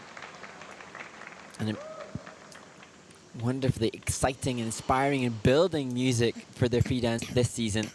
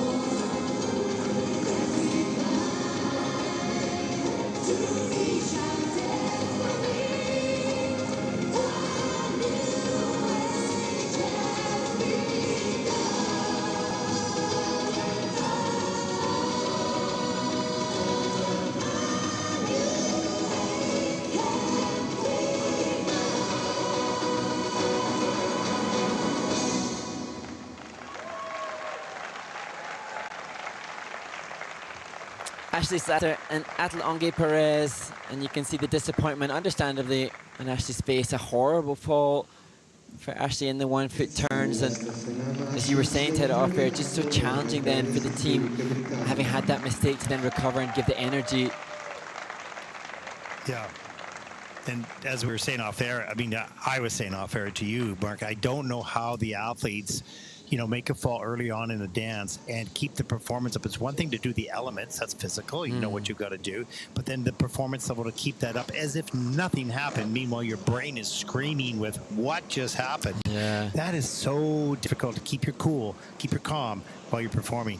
And the freelance, it's so cool, so good. I saw it this morning in practice, and it was rousing and exciting, and they had passion, and they still did that. It's only because I can shout their corner and say that this morning it was fab. Of course, understandably, the energy of the performance is affected by the fall, and so hopefully when we see it next time, you'll all be able to see what I saw earlier today. So we work through the features within the dance You spin. don't think? Sorry. You don't think we trust you? You don't think we trust you? We do. And here, choosing to do the choreo character step early on in the program, which is rare. Normally the choreographic elements are saved for later, but this giving them the opportunity to showcase the African style theme that they've gone with. And Coach Pippa had explained that they've been having African dance lessons just to engage with a legitimacy of movement and energy, and that evident there at this early start of the program. Here, back outside counter, and just toe pick. Toe pick. Boom. Just the toe pick. Yeah. You know, you can just, I was thinking, oh, is it the pattern? Is it the relationship to one another? It doesn't matter. It's just one of those. No, exactly. And I think that she did brilliantly after that to keep it going and didn't let it bother, well, it was bothering her, but it didn't show, which is just remarkable. I admire the dancers more than anybody. Because it's performance-based more than anything. Yeah, there are technical elements, but it's really performance-based. So you can't break your performance, even with a hard fall. But you carry the sorrow. Yeah, and so now, you know, they've got the great network of support and giving support for British ice skating as well to make sure that they move through this frustrating disappointment, this little hiccup. Ashley Slater and Unga Perez. Free dance score 78.16. That's third in the free dance. Total competition score of 134.56, and that will put them for the moment at least into second place. And they know how good they can be. They take a look at that score, that placement with that fall. So they're on the right track for sure. That's a really interesting, dynamic free dance. Yeah.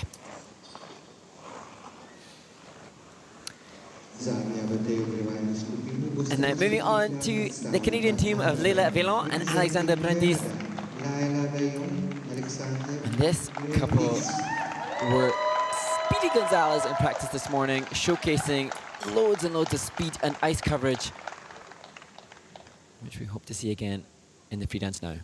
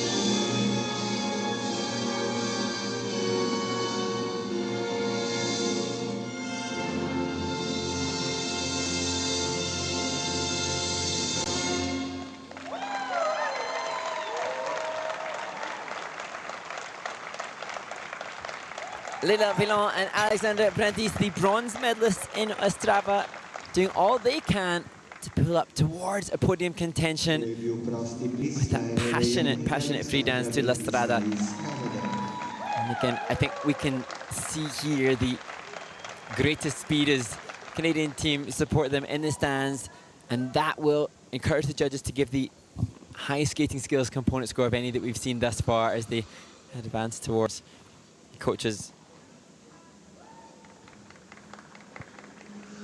And here, look at the dance spin.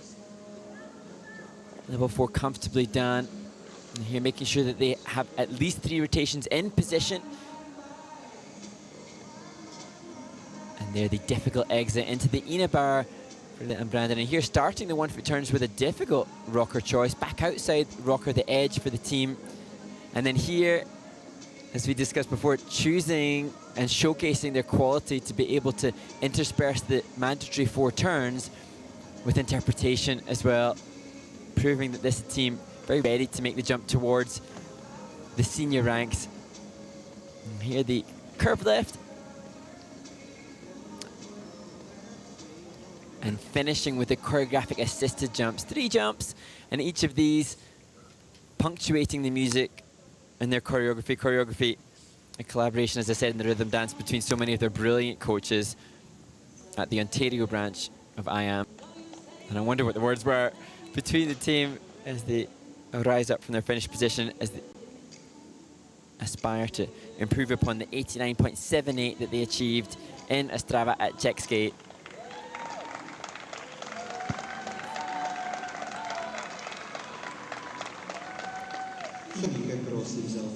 Well, let's take a look at the free dance scores for Leila and Alexander. They're looking to beat their 89, and they did. And season's best with a 90.25. That is first in the free dance. The total competition score 148.38 as they take the lead with one group to come. And there we look at the top 5 teams so far in this event, with 5 more to come. And so now we are thrilled to be able to introduce to you, to the fans watching around the world, the current World Ice Dance Champions, 2-time World Ice Dance Champion, extraordinarily nice people, Madison Chalk and Evan Bates. Can you hear us, Madison, Evan? We can hear you, Ted. How are you? Hello, Hey. Ted and Mark. Pretty good. We're working our way through this event. We have one group to come, and I know Mark is lined up with all the interrogation questions that he may have. So, Mark, I'm going to let him loose and take it away, Mark. Well, no, just don't worry, guys. I'm not going to interrogate you, but just too much. I think, first of all, before we ask any questions of you, first of all, huge congratulations. I follow you guys and see some of the amazing stuff that's been happening this year. You're now a happily married couple. You've now got a team Olympic gold medal. What an amazing summer it has been. So first of all, huge congratulations. You're just living your dream life, I think, at the moment. Thank you so much. Yeah, it certainly, the summer has felt like a dream. Starting in June with our wedding, it was just absolutely magical, and just so grateful for all the experiences that we've had this summer, Paris included, getting an Olympic gold medal, a dream come true as well. And yeah, it's just been a wonderful summer, best summer of our lives so far. I think the challenge is going to be, how do you top that? Get married at this beautiful wedding, get an Olympic gold medal, and then do that. And you've just got married, and then you go to Paris, the capital of love, to get an Olympic gold. Evan, good luck, mate. You've got a lot to live up to after that brilliance. I think we're not as busy as you two. I have seen the coverage wall to wall. I just want to thank you guys for everything you've been doing for the sport. It's so fun. You make our sport so welcoming with your warmth and your knowledge. And Mark, I've seen some of those single jumps you've been posting on Instagram. I'm so impressed. You can do any discipline. Hey, listen, I can point my toe too. It's just that I didn't have my skates on. Okay, no, but not nearly as good as Mark. That's for sure. That's great. So, guys, you have had just the most incredible career, and am I right in thinking you both competed juniors? I think both junior world champions, but with different partners. So just give us maybe an insight into your memories and experiences of your junior careers. Well, I'm watching this event in Ljubljana, and I'm having flashbacks because that's exactly the rink where I had my first junior worlds experience. Wow. And it's just incredible the kinds of memories that we build at the junior ranks. I feel like they are so long lasting because it's just such a formative time. So I remember that first Junior Worlds, a couple of good ice dance teams, Tessa Virtue and Scott Moyer, Merrill Davis, Charlie White, Anna Capellini, Luca Lanote, all future world champions. And so, I'm looking at those green stands and having flashbacks to my time in Ljubljana and just absolutely loved my time there. As Evan said, it's so they're such formative years. I remember my junior Grand Prix also so vividly. To 2 years of junior, and there were some of the most fun times that I've ever had at competition, and still to this day, just such a fun experience and great way to meet people and enjoy the sport. Yeah, presumably Mark, make friendships. Sorry, Ted, go on. Mark, no, I just want to step in and ask a question. I just said I wouldn't do it, but I'm going to do it anyways. What is the difference? Can you explain to people that are watching, what is the difference of being a junior athlete on the Junior Grand Prix and being a senior athlete? I mean, obviously age and experience and maturity and all those types of things, but is there a difference of, I don't say joy, I'm not quite sure. What's the feeling skating in juniors versus the feeling skating in seniors?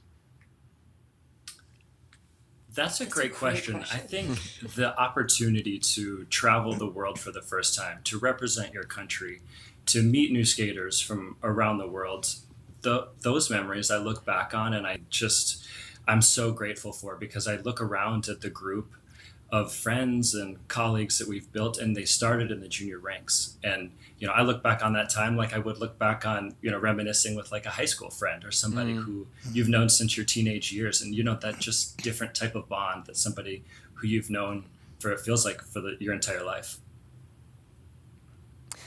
It's amazing to hear you guys talking about the other teams that you competed with and alongside as juniors. How exciting then to just think then for us now as fans of the sport watching this, to just think, well, how many of the teams that we're watching now could go on, you join that illustrious group of world champions that you've just listed that you competed alongside.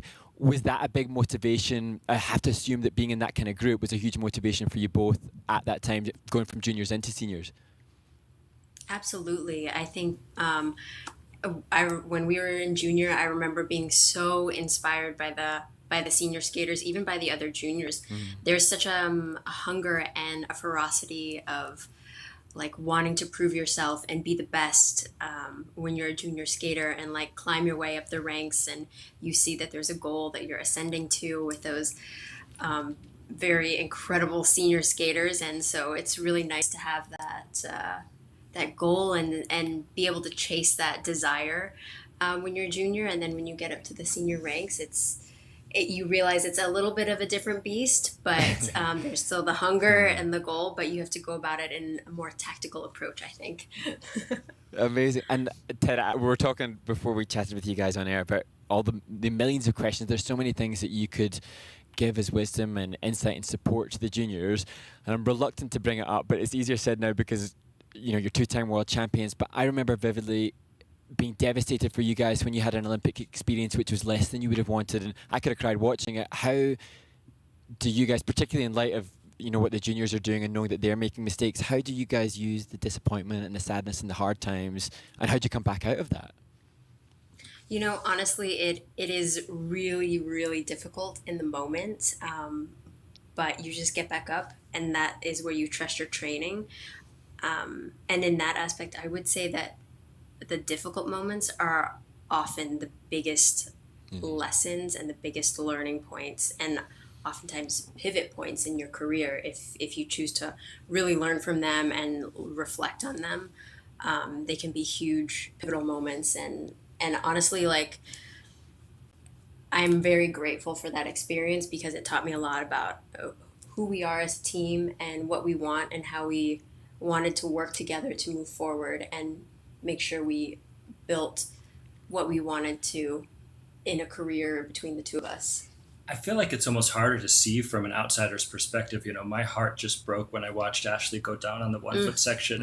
And, that's a couple who we met actually in 2019 at the event in Torun, Poland. And we remember trading pins with them, and they gave us a handwritten card, and been following their journey through the Youth Olympics, and so much talent there. Such a young, exciting team. But you see the devastation and the heartbreak as soon as a major fall like that happens. And, I feel like athletes are such resilient people, and this sport has given us that resilience. And I know that this isn't the last competition for those guys, and I know they've got a good team in place, like you mentioned, that's going to help them through. But like Maddie said, we look back on those experiences now with a little wry smile and a little chuckle and say, if that hadn't happened, maybe that wouldn't have happened. It's kind of a sequence of events, and it all works out in the end, I think. No, how wonderful then for us to then, you're proof of it. You're on the other side of that, 2 world titles later, that something that looked cataclysmically awful could then now be so amazing.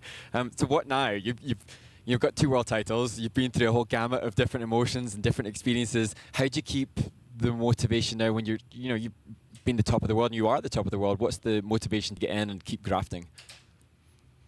Well, I think for us, the motivation is very intrinsic now. It's more about self-improvement and reinvention, and how can we push ourselves each season to be creative and come up with something fresh and new and a different perspective than what we've done in the past. And that is the greatest reward and also the greatest challenge at the same time. So, well, in that case then, in terms of creativity, and I mean, I just think we saw your free dance from last season in that ridiculous start position, like how, I don't even know how you come up with something as amazing as that. Do you then devote like a whole lot of time in the off season to just play now? Like play for creative madness like that?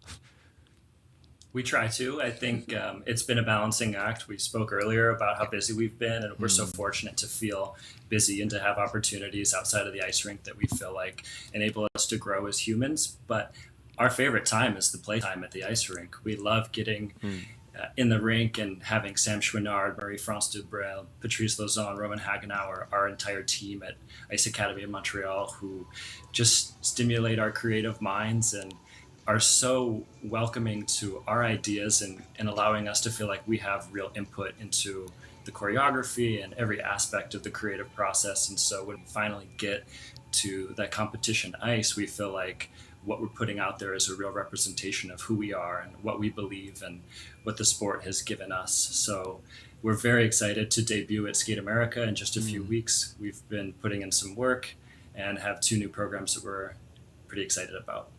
The question, obviously, in terms of creativity, Madison, you've just obviously, I gather you've been involved in the creation of your beautiful wedding dress. Now, you're renowned for the epic dresses and the award-winning costumes that you're a part of creating. Have you've presumably been busy designing wedding stuff and organising wedding stuff. Are you excited about what's to come? Are the new dresses ready and good to go? That's what we're keen to know, really. They are still being worked on at Matthew Caron's atelier, but we've had some fittings and they're definitely in the right direction, and they will be ready in time for our debut at Skate America. But no, it's been really exciting, and that's my favorite part. It's the creation, the costuming. Once the program comes together and the story and the choreography, I can really dive into the costumes and what I feel like the mood should be, and then picking the colors and the styles and drawing inspiration. That's just such a fun part of the process. And looking at all these costumes on this warm-up group, I imagine these skaters have gone through similar things as they go through that creative process, cultivating the right look for their stories and just to enhance the program's performance. The thing is, Madison, is that you've set such a high precedent that now it's like, what's she going to come up? What are you going to come up with now? Well, Mark, I guess the pressure's always on. Well, Mark, I feel very lucky in being able to cover the Skate America, so I'm going to see that, cover that first before you. But that's going to be such a delight. So I look forward to that as we take a look at the final group on the ice for their warm up. And Madison, and what was it like in warm ups? Of course, you have everything planned, but as a junior, did you have more coaching help on practice sessions and warm up than you would as a senior? You're completely independent. Yeah, I definitely remember having a bit more direction from our coaches as far as like what would be good to warm up, kind of like the order, and they just helped us find our groove and what we wanted to feel on the warm up, how we wanted to use it. And now as seniors, we kind of have our own routine and we talk about it with our coaches, but they're not really telling us what to do. We're more just discussing the plan, what we plan to do on the warm up. So I do remember in junior, those warm-ups out there being pretty hectic and people having some very close calls. It's like a whole nother sport in itself. It's just 5-minute warm-up of ice dance competition. Just stay alive on the 5-minute warm-up. Everyone stay See, healthy. Ted, I told you. Yeah, we often talk about that or joke about it, but it's not really a joke. It's really serious stuff, as you've just sort of validated right now, and it's always a little nerve-wracking.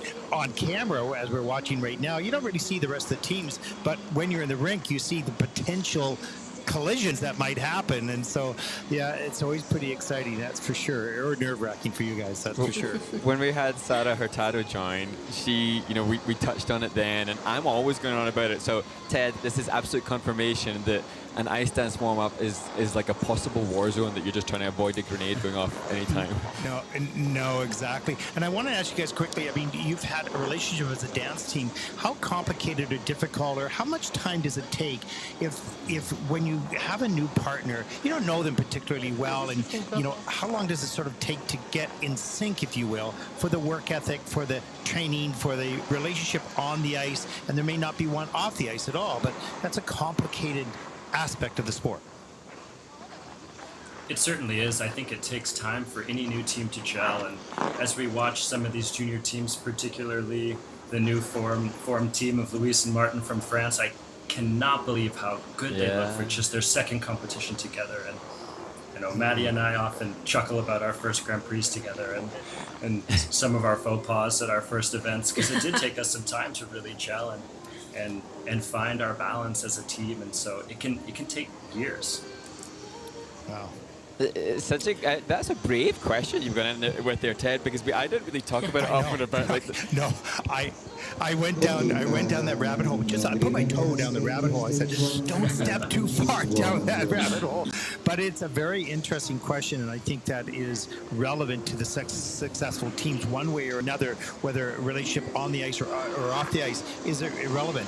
What is the teamwork like in the work environment? And I think as juniors, that's a little bit more, it's newer for them, of course. So anyways, we didn't go too far down the rabbit hole, so that's good. Well, I admire your bravery. I think the juniors maybe have a little bit more influence from the coaching staff, like you mentioned. And I think as you become senior level skater, you have a little bit more a sense of what needs to be accomplished. And, you build the trust with your partner through each competition and each experience that you have. And I think trust is something that just needs to be built by doing it. You need the experience to go out there and to have these great opportunities like a junior Grand Prix is wonderful. And not only are they learning about each other when they're on the junior circuit, they're still learning about themselves as athletes and what they need to be performing at their best. And so you've just got a lot that you're kind of taking in and trying to absorb in order to put out your best performance.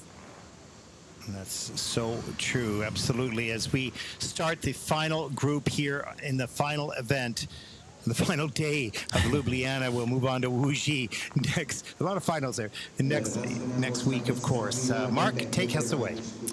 We're opening this final group. Gina Zender and Veda Leon-Sibert. This is the Edward Scissorhands theme that the team have chosen for their free dance this year. And the concept from his eyebrow makeup to the hair, and obviously now acknowledging the hands, and look out for that use of the hands with the faux scissors within the context of the transitions.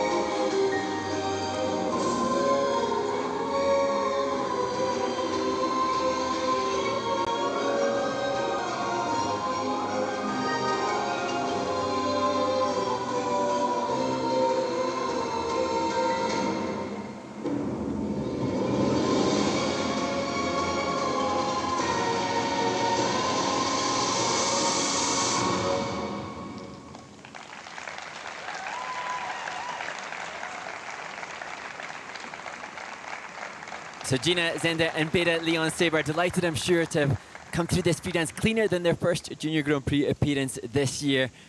And the concept and the idea for this so brilliant. Their coach Cornelia was explaining that she taught by Martin Scott Nicky, a German ice dance coach who was so known for the creativity of his teams. And I think, Madison, you I'm sure will have appreciated the originality of their free dance this year. Absolutely. What an innovative program concept. And it takes a really strong male performer to pull off this role. Yeah. So I'm so impressed with the amount of just skill they have, both just exuding these characters and taking us into the story of Edward Scissorhands. I mean, look at that costume. The attention to detail is excellent. From the hair to the scissors on his hands, and her costume is beautiful, just complementing his as well. But this lift is really something special. That is breathtaking. That upside down split. I'm so happy they just made that new rule change to allow upside down split positions, and that's one of the most beautiful I've seen so far. And here just working through the twizzles. Twizzles, most risky element, Evan, would you say? The most anxious for the dancers? I think they've gotten more challenging this year, especially with the new rule change. So now one of the two programs requires a difficult entry, and you see a lot more variety. So, you know, in the past, you might have a team who has the same twizzle that copy and pasted from rhythm dance to free dance, and that's not the case anymore. So I'm really happy that our technical requirements are pushing the skaters. This was the stuff that I saw in the practice this morning, just the use of the hands, and Beta was keen to acknowledge also the eyebrows as well. Such is his commitment, from the hair to the eyebrows, just totally invested. I love it. They've nailed the packaging. And that's coming from Madison Chalk, so Gina and Beta, well done. That means a lot. Oh, wow. Well, that's their personal best right now is 88.92, season's best 85.73. I think you're going to see that score, both those scores beaten perhaps with this performance. Their strongest of the season so far, no question. And I think it'll only get better. And it's so unique, and so as he's still cutting in the kiss and cry. That is awesome. Let's take a look. Free dance score is 90.58, season's best. That is first in the free dance, of course. They'll take the lead. The total competition score of 153.29 for Gina and Beta Leon. They take the lead. 4 teams to come. Nina Zinder, Beta Leon Sieber from Switzerland, And have there. earned total 153.25 points, what is their seasonal best. And they Is are the currently taking the top lead. 5 in the event. And now to Louise Bordet and Martin Chardin, a team that teamed up just 7 months ago, and they acknowledged before they met to me that as a result of that, they're obviously still making rapid progress. And what phenomenal progress they have made by placing 4th in Riga in their first Junior Grand Prix. And they skating to Toxic.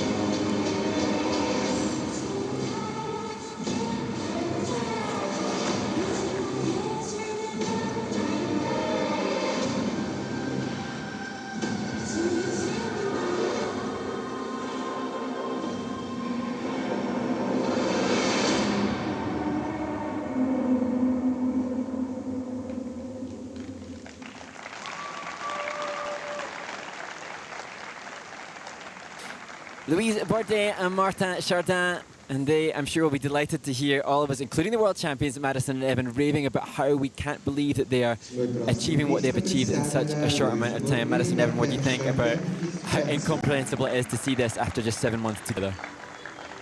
Well, I am so pleasantly surprised at how well this team is gelling together for just their second competition.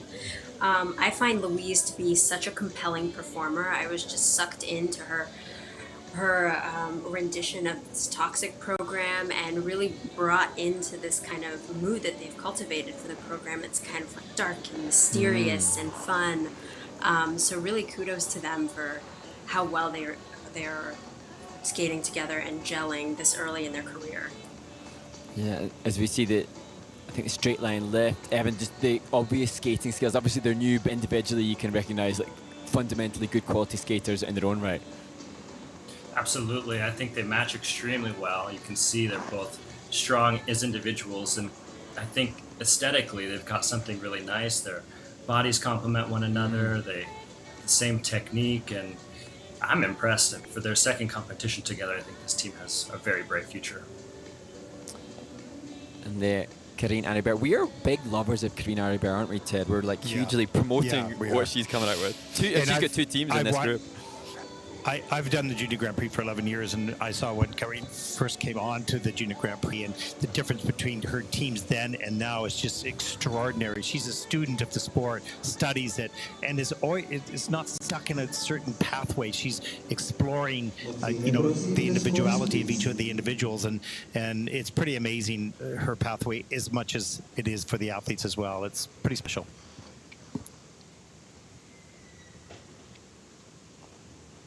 And we'll take a look at the freedance scores. A 91.44 is a personal best, and they have a 91.51, so they just topped their season's best, personal best as well. That's first in the freedance for Louise and Martin. And with the 154.79, they take the lead with 3 teams to come. Will they make the podium? We will see very shortly. As we see how close that is, 154, 153. And it just shows you how good these teams are in the final group.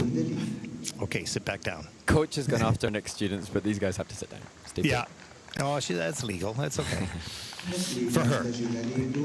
And now the third of the 3 sibling teams in this ice dance competition in Ljubljana. And I felt so privileged to watch the practice this morning. The opening of this free dance for Caroline Mullen and Brendan Mullen. The word elegant is just so befitting of the opening section of this free dance as they skate to La Terre Vue du Ciel.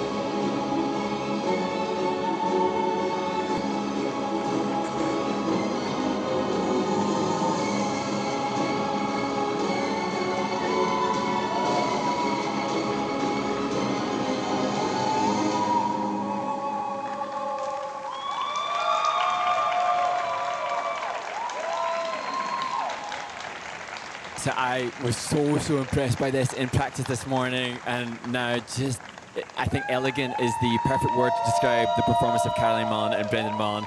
Madison, Evan, your thoughts? I think they should be very proud of that performance. They really had a lot of elegance and class and poise in their skating.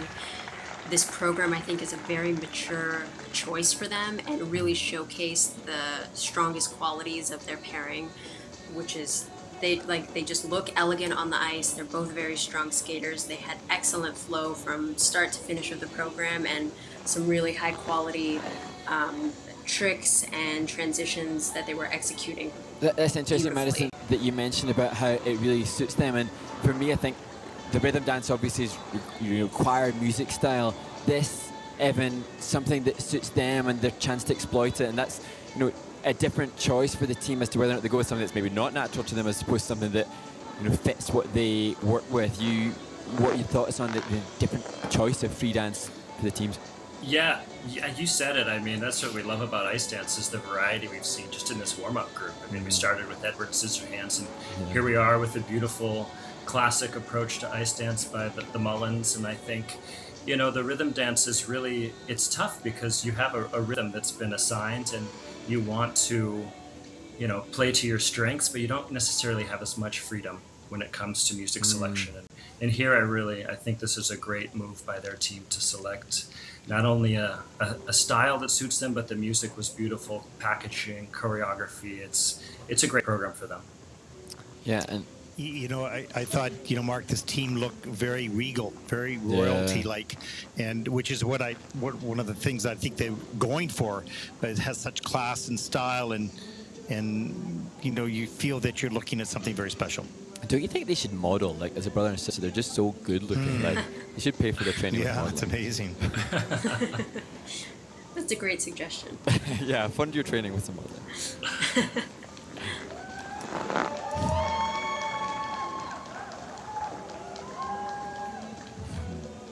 Well, their season's best 95.36. Looking to top that score here and take the lead. And their score is a season's best at 97.43. That is first in the free dance. They will take the lead with two teams to come with a 161.16. There we go. They're on the podium. The color of the medal yet to be determined. Caroline Newman and Brendan Mullen from United States of America have earned in total 161.16 points, what is their seasonal best. And with that, they are taking the lead at the moment. They're thrilled, that's for sure. And now to the team lying in second place after the rhythm dance. Selena Hadji and Jean-Hap Bernot, the winners in Ostrava at Czech Skate, hoping to take another title and to secure a spot at the Junior Grand Prix final, which will take place in their home country in France. There were some tensions a little bit in practice this morning. Jean-Hap struggling a little bit with the twizzles. And we wish them all the very best for a clean free dance performance now.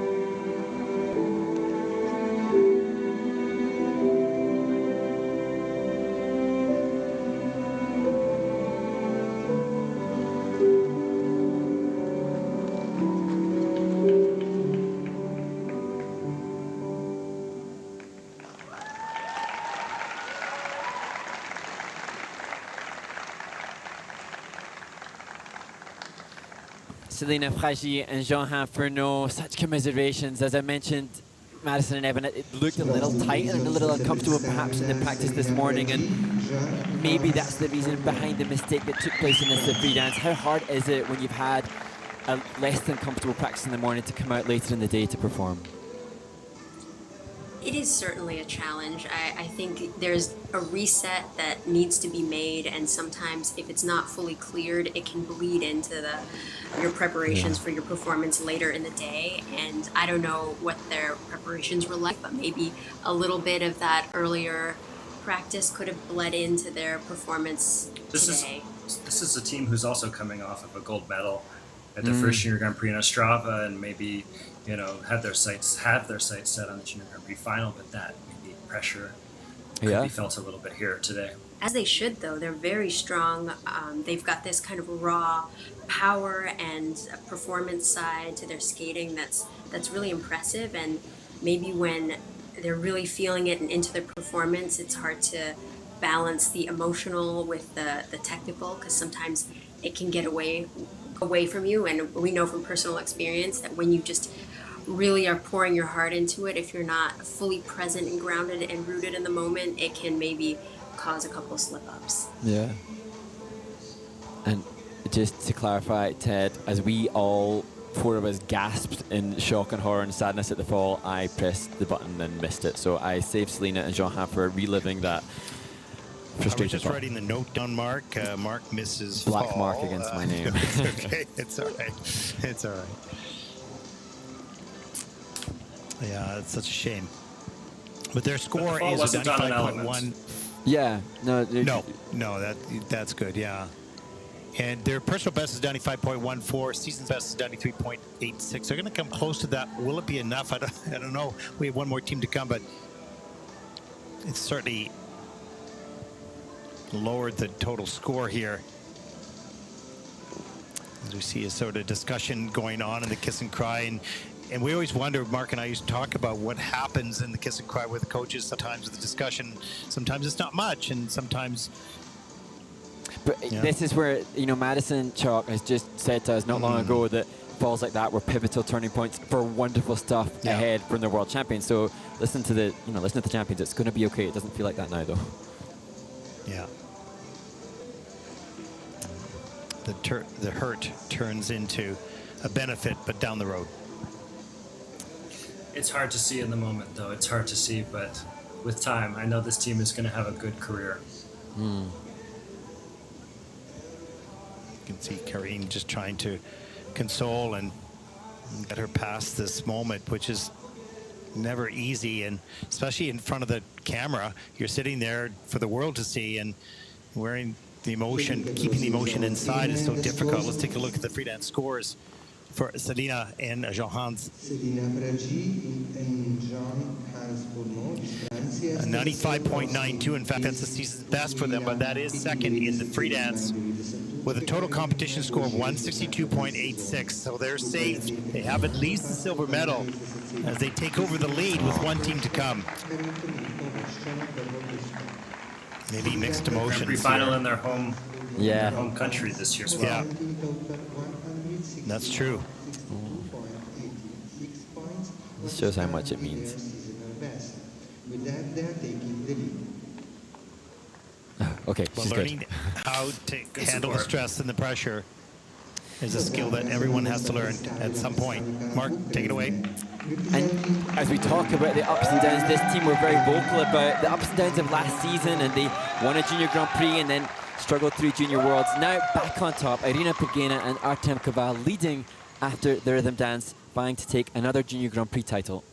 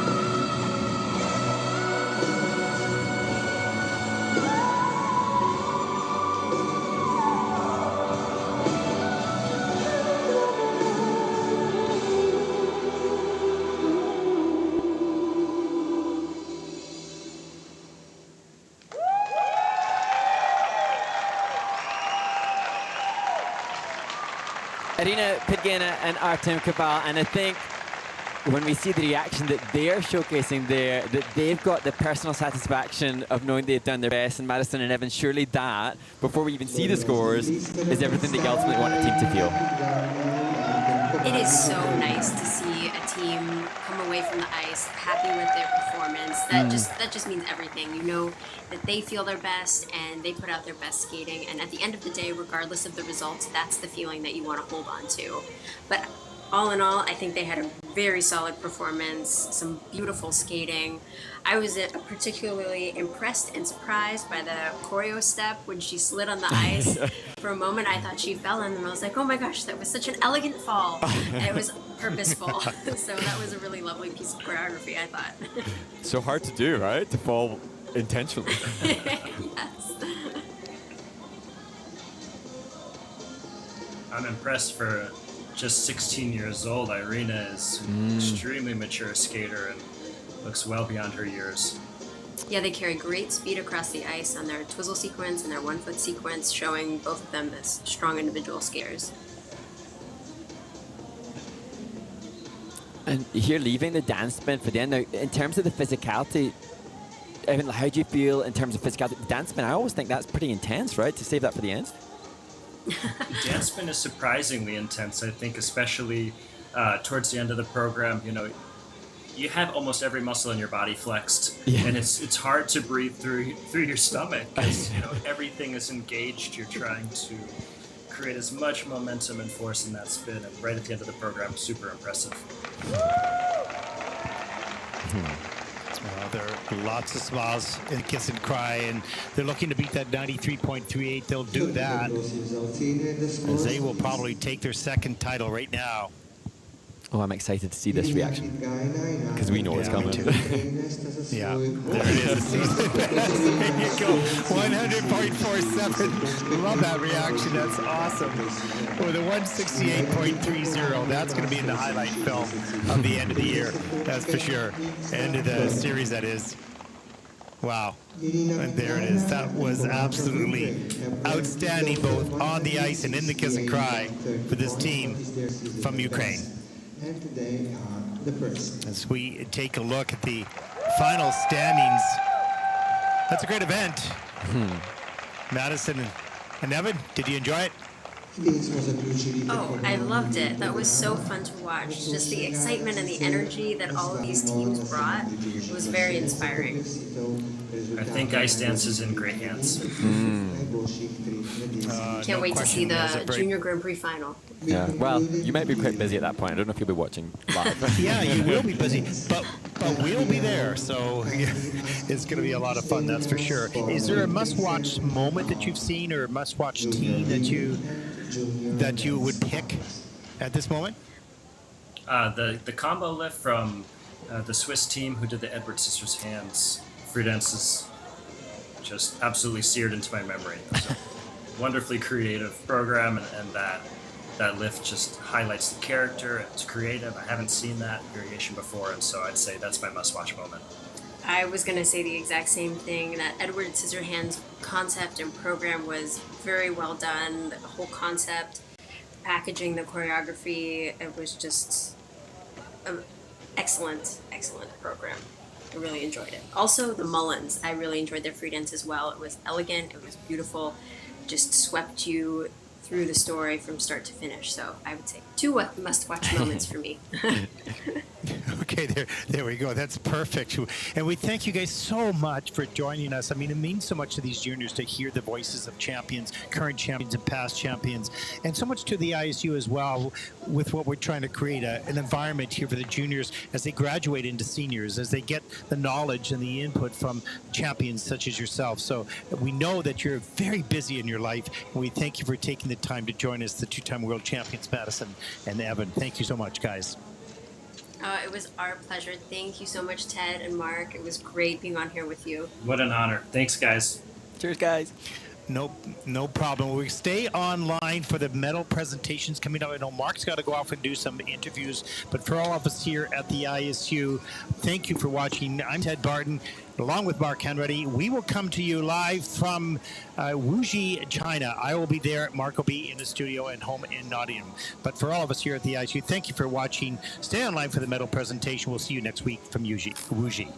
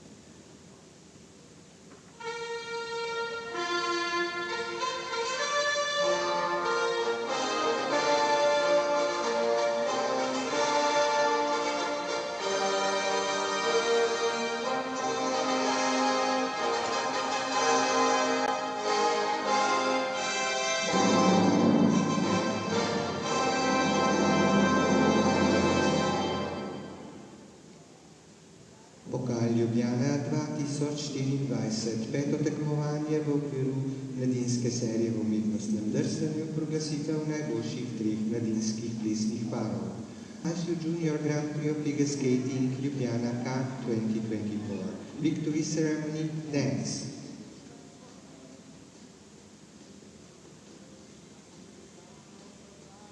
Tretje mesto, bronasto medaljo, sta osvojila predstavnika Združenih držav Amerike.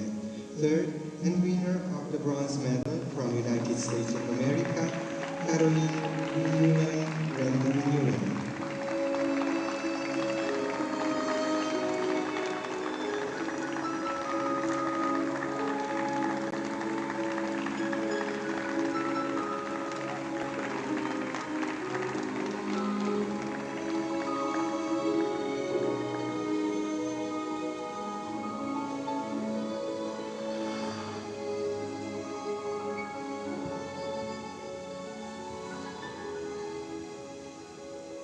Drugo mesto in srebrno medaljo sta osvojila predstavnika Francije.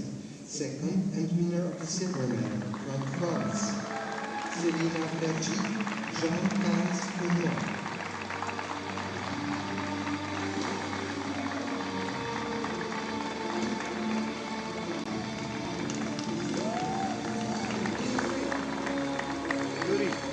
Juri, pol metra nazaj.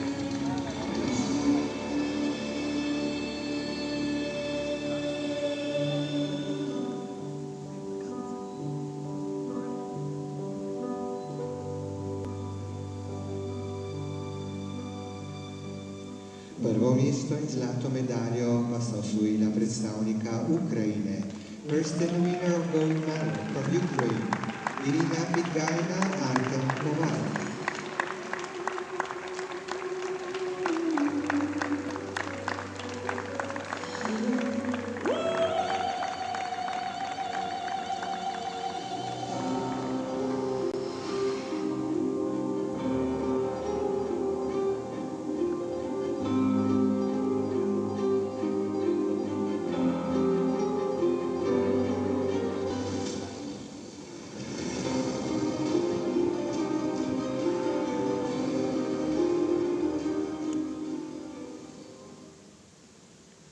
Medalje podeljuje Please Welcome Mrs. Ksenija Pirš-Stupan, podpredsednica organizacijskega odbora Pokala Ljubljana 2024, Vice President of Ljubljana Cup 2024, organizing committee. She will award the medals.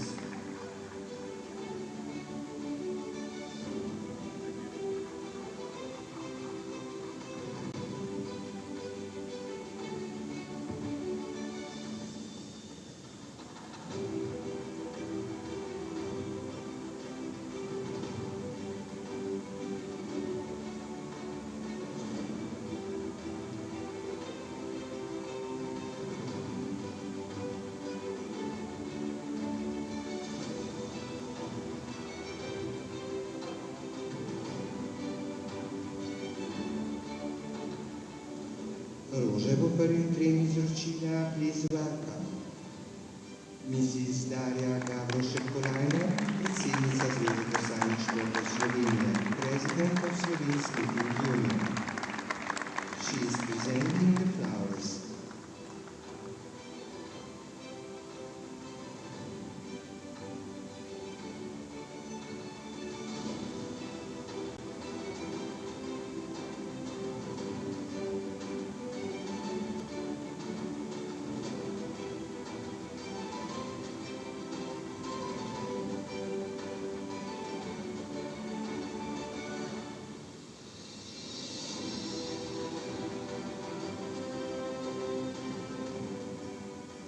Spoštovani, sedaj prisluhnimo himni države zmagovalnega plesnega para. Ladies and gentlemen, if you can, please stand for the national anthem of the winners.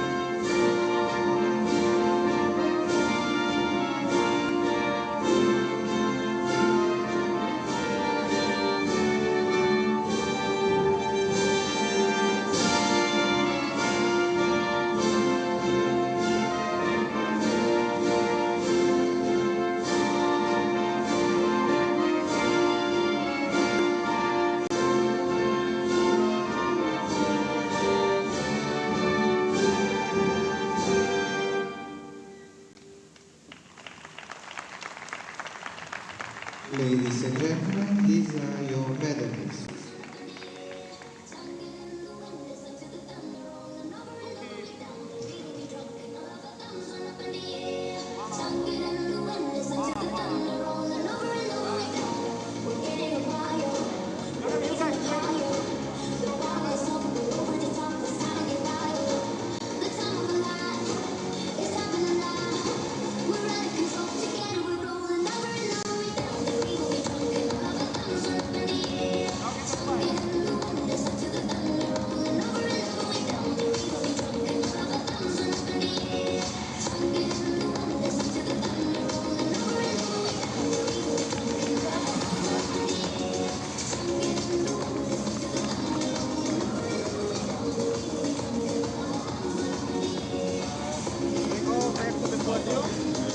Jasna Krunic se nam bodo še enkrat predstavili najboljši trije mladinski pari na pokalu Ljubljana 2024 v okviru mladinske serije v umetnostnem drsanju.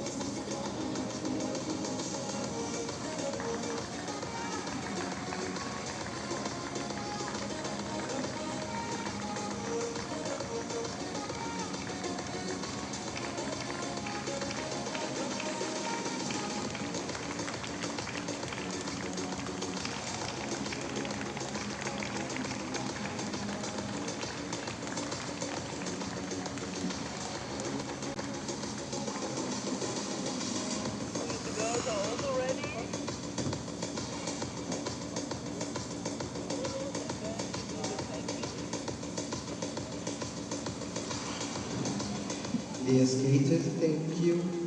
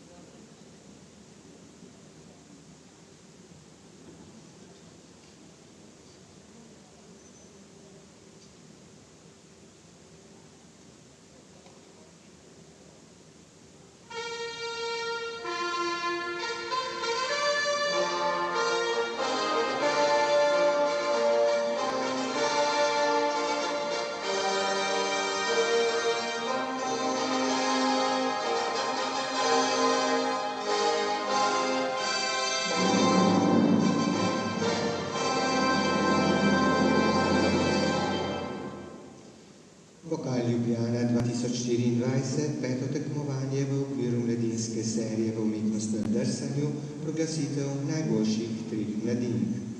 ISU Junior Grand Prix of Figure Skating Ljubljana Cup 2024, Victory Ceremony Women. Tretje mesto in bronasto medaljo je osvojila predstavnica Japonske. Third and winner of the bronze medal from Japan, Mei Okada.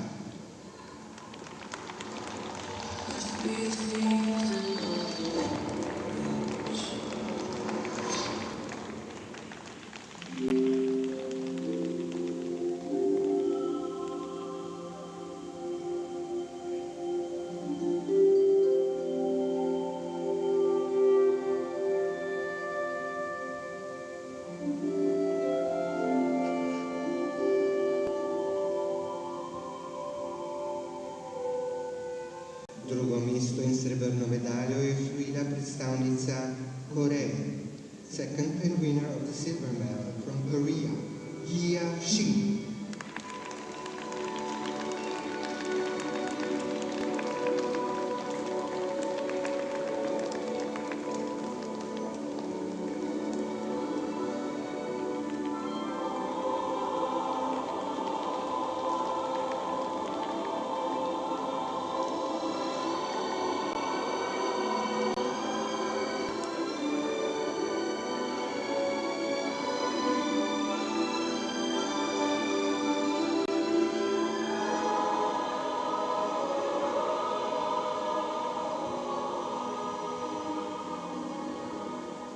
Prvo mesto in zlato medaljo pa je osvojila predstavnica Združenih držav Amerike.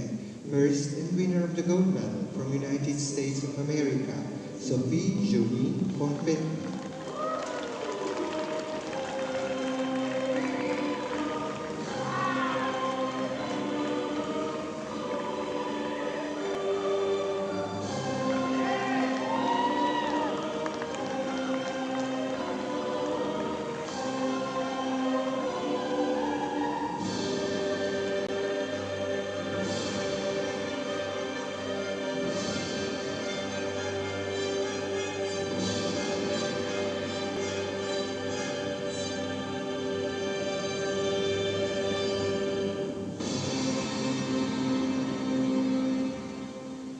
Medalje podeljuje, please welcome, Mrs. Darja Gavrošek-Polajnar, predsednica Zveze drsalnih športov Slovenije, President of Slovene Skating Union. She is awarding the medals.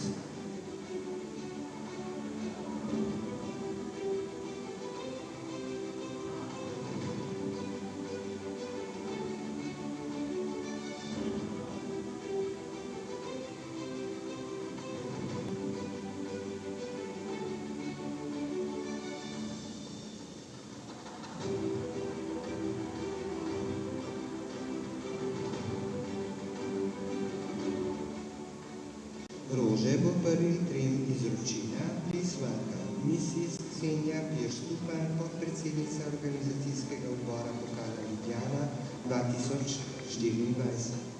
Vice President of Ljubljana Cup 2024 Organizing Committee.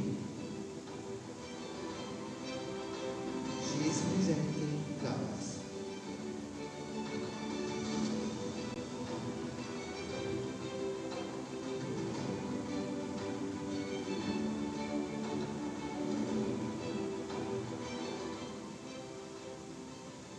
Spoštovani, sedaj prisluhnimo himni države zmagovalke. Ladies and gentlemen, if you can, please stand for the national anthem of the winner.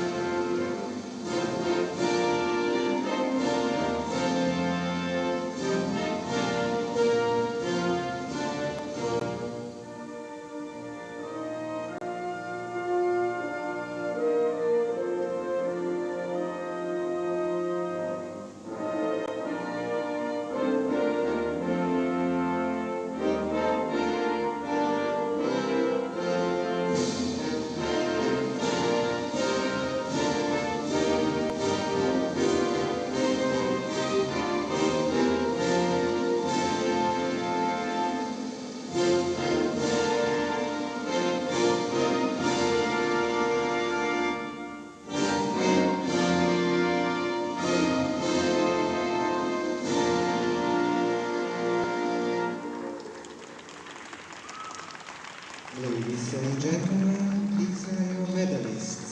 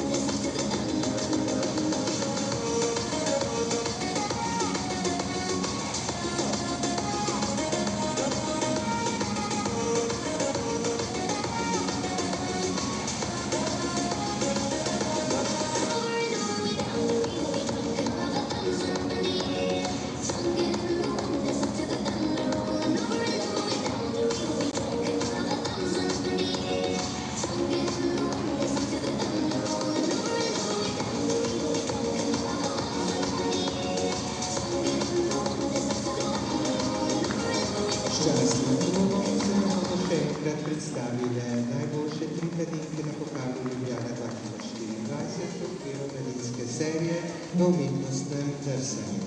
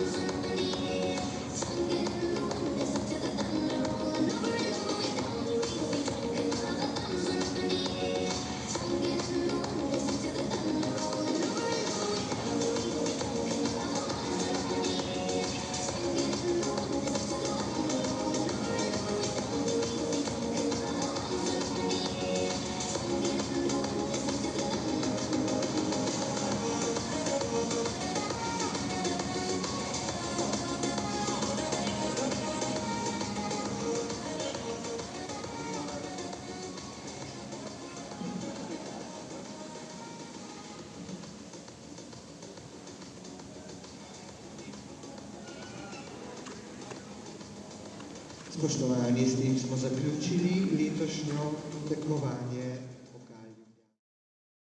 Been a while since you felt like this. Been a while since you felt like this. Been a while since you felt like this. There must be something wrong.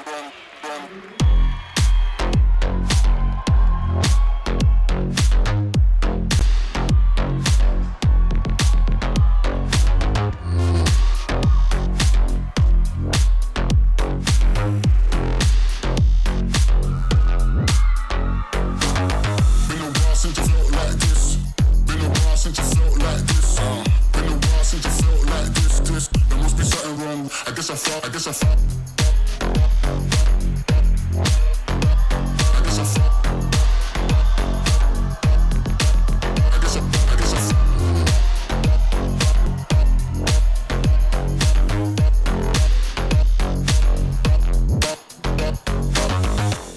Since you felt like this. Been a while since you felt like this. Been a while since you felt like this. There must be something wrong. I guess I found out. Been a while since you felt like this. Been a while since you felt like this. Been a while since you felt like this. There must be something wrong.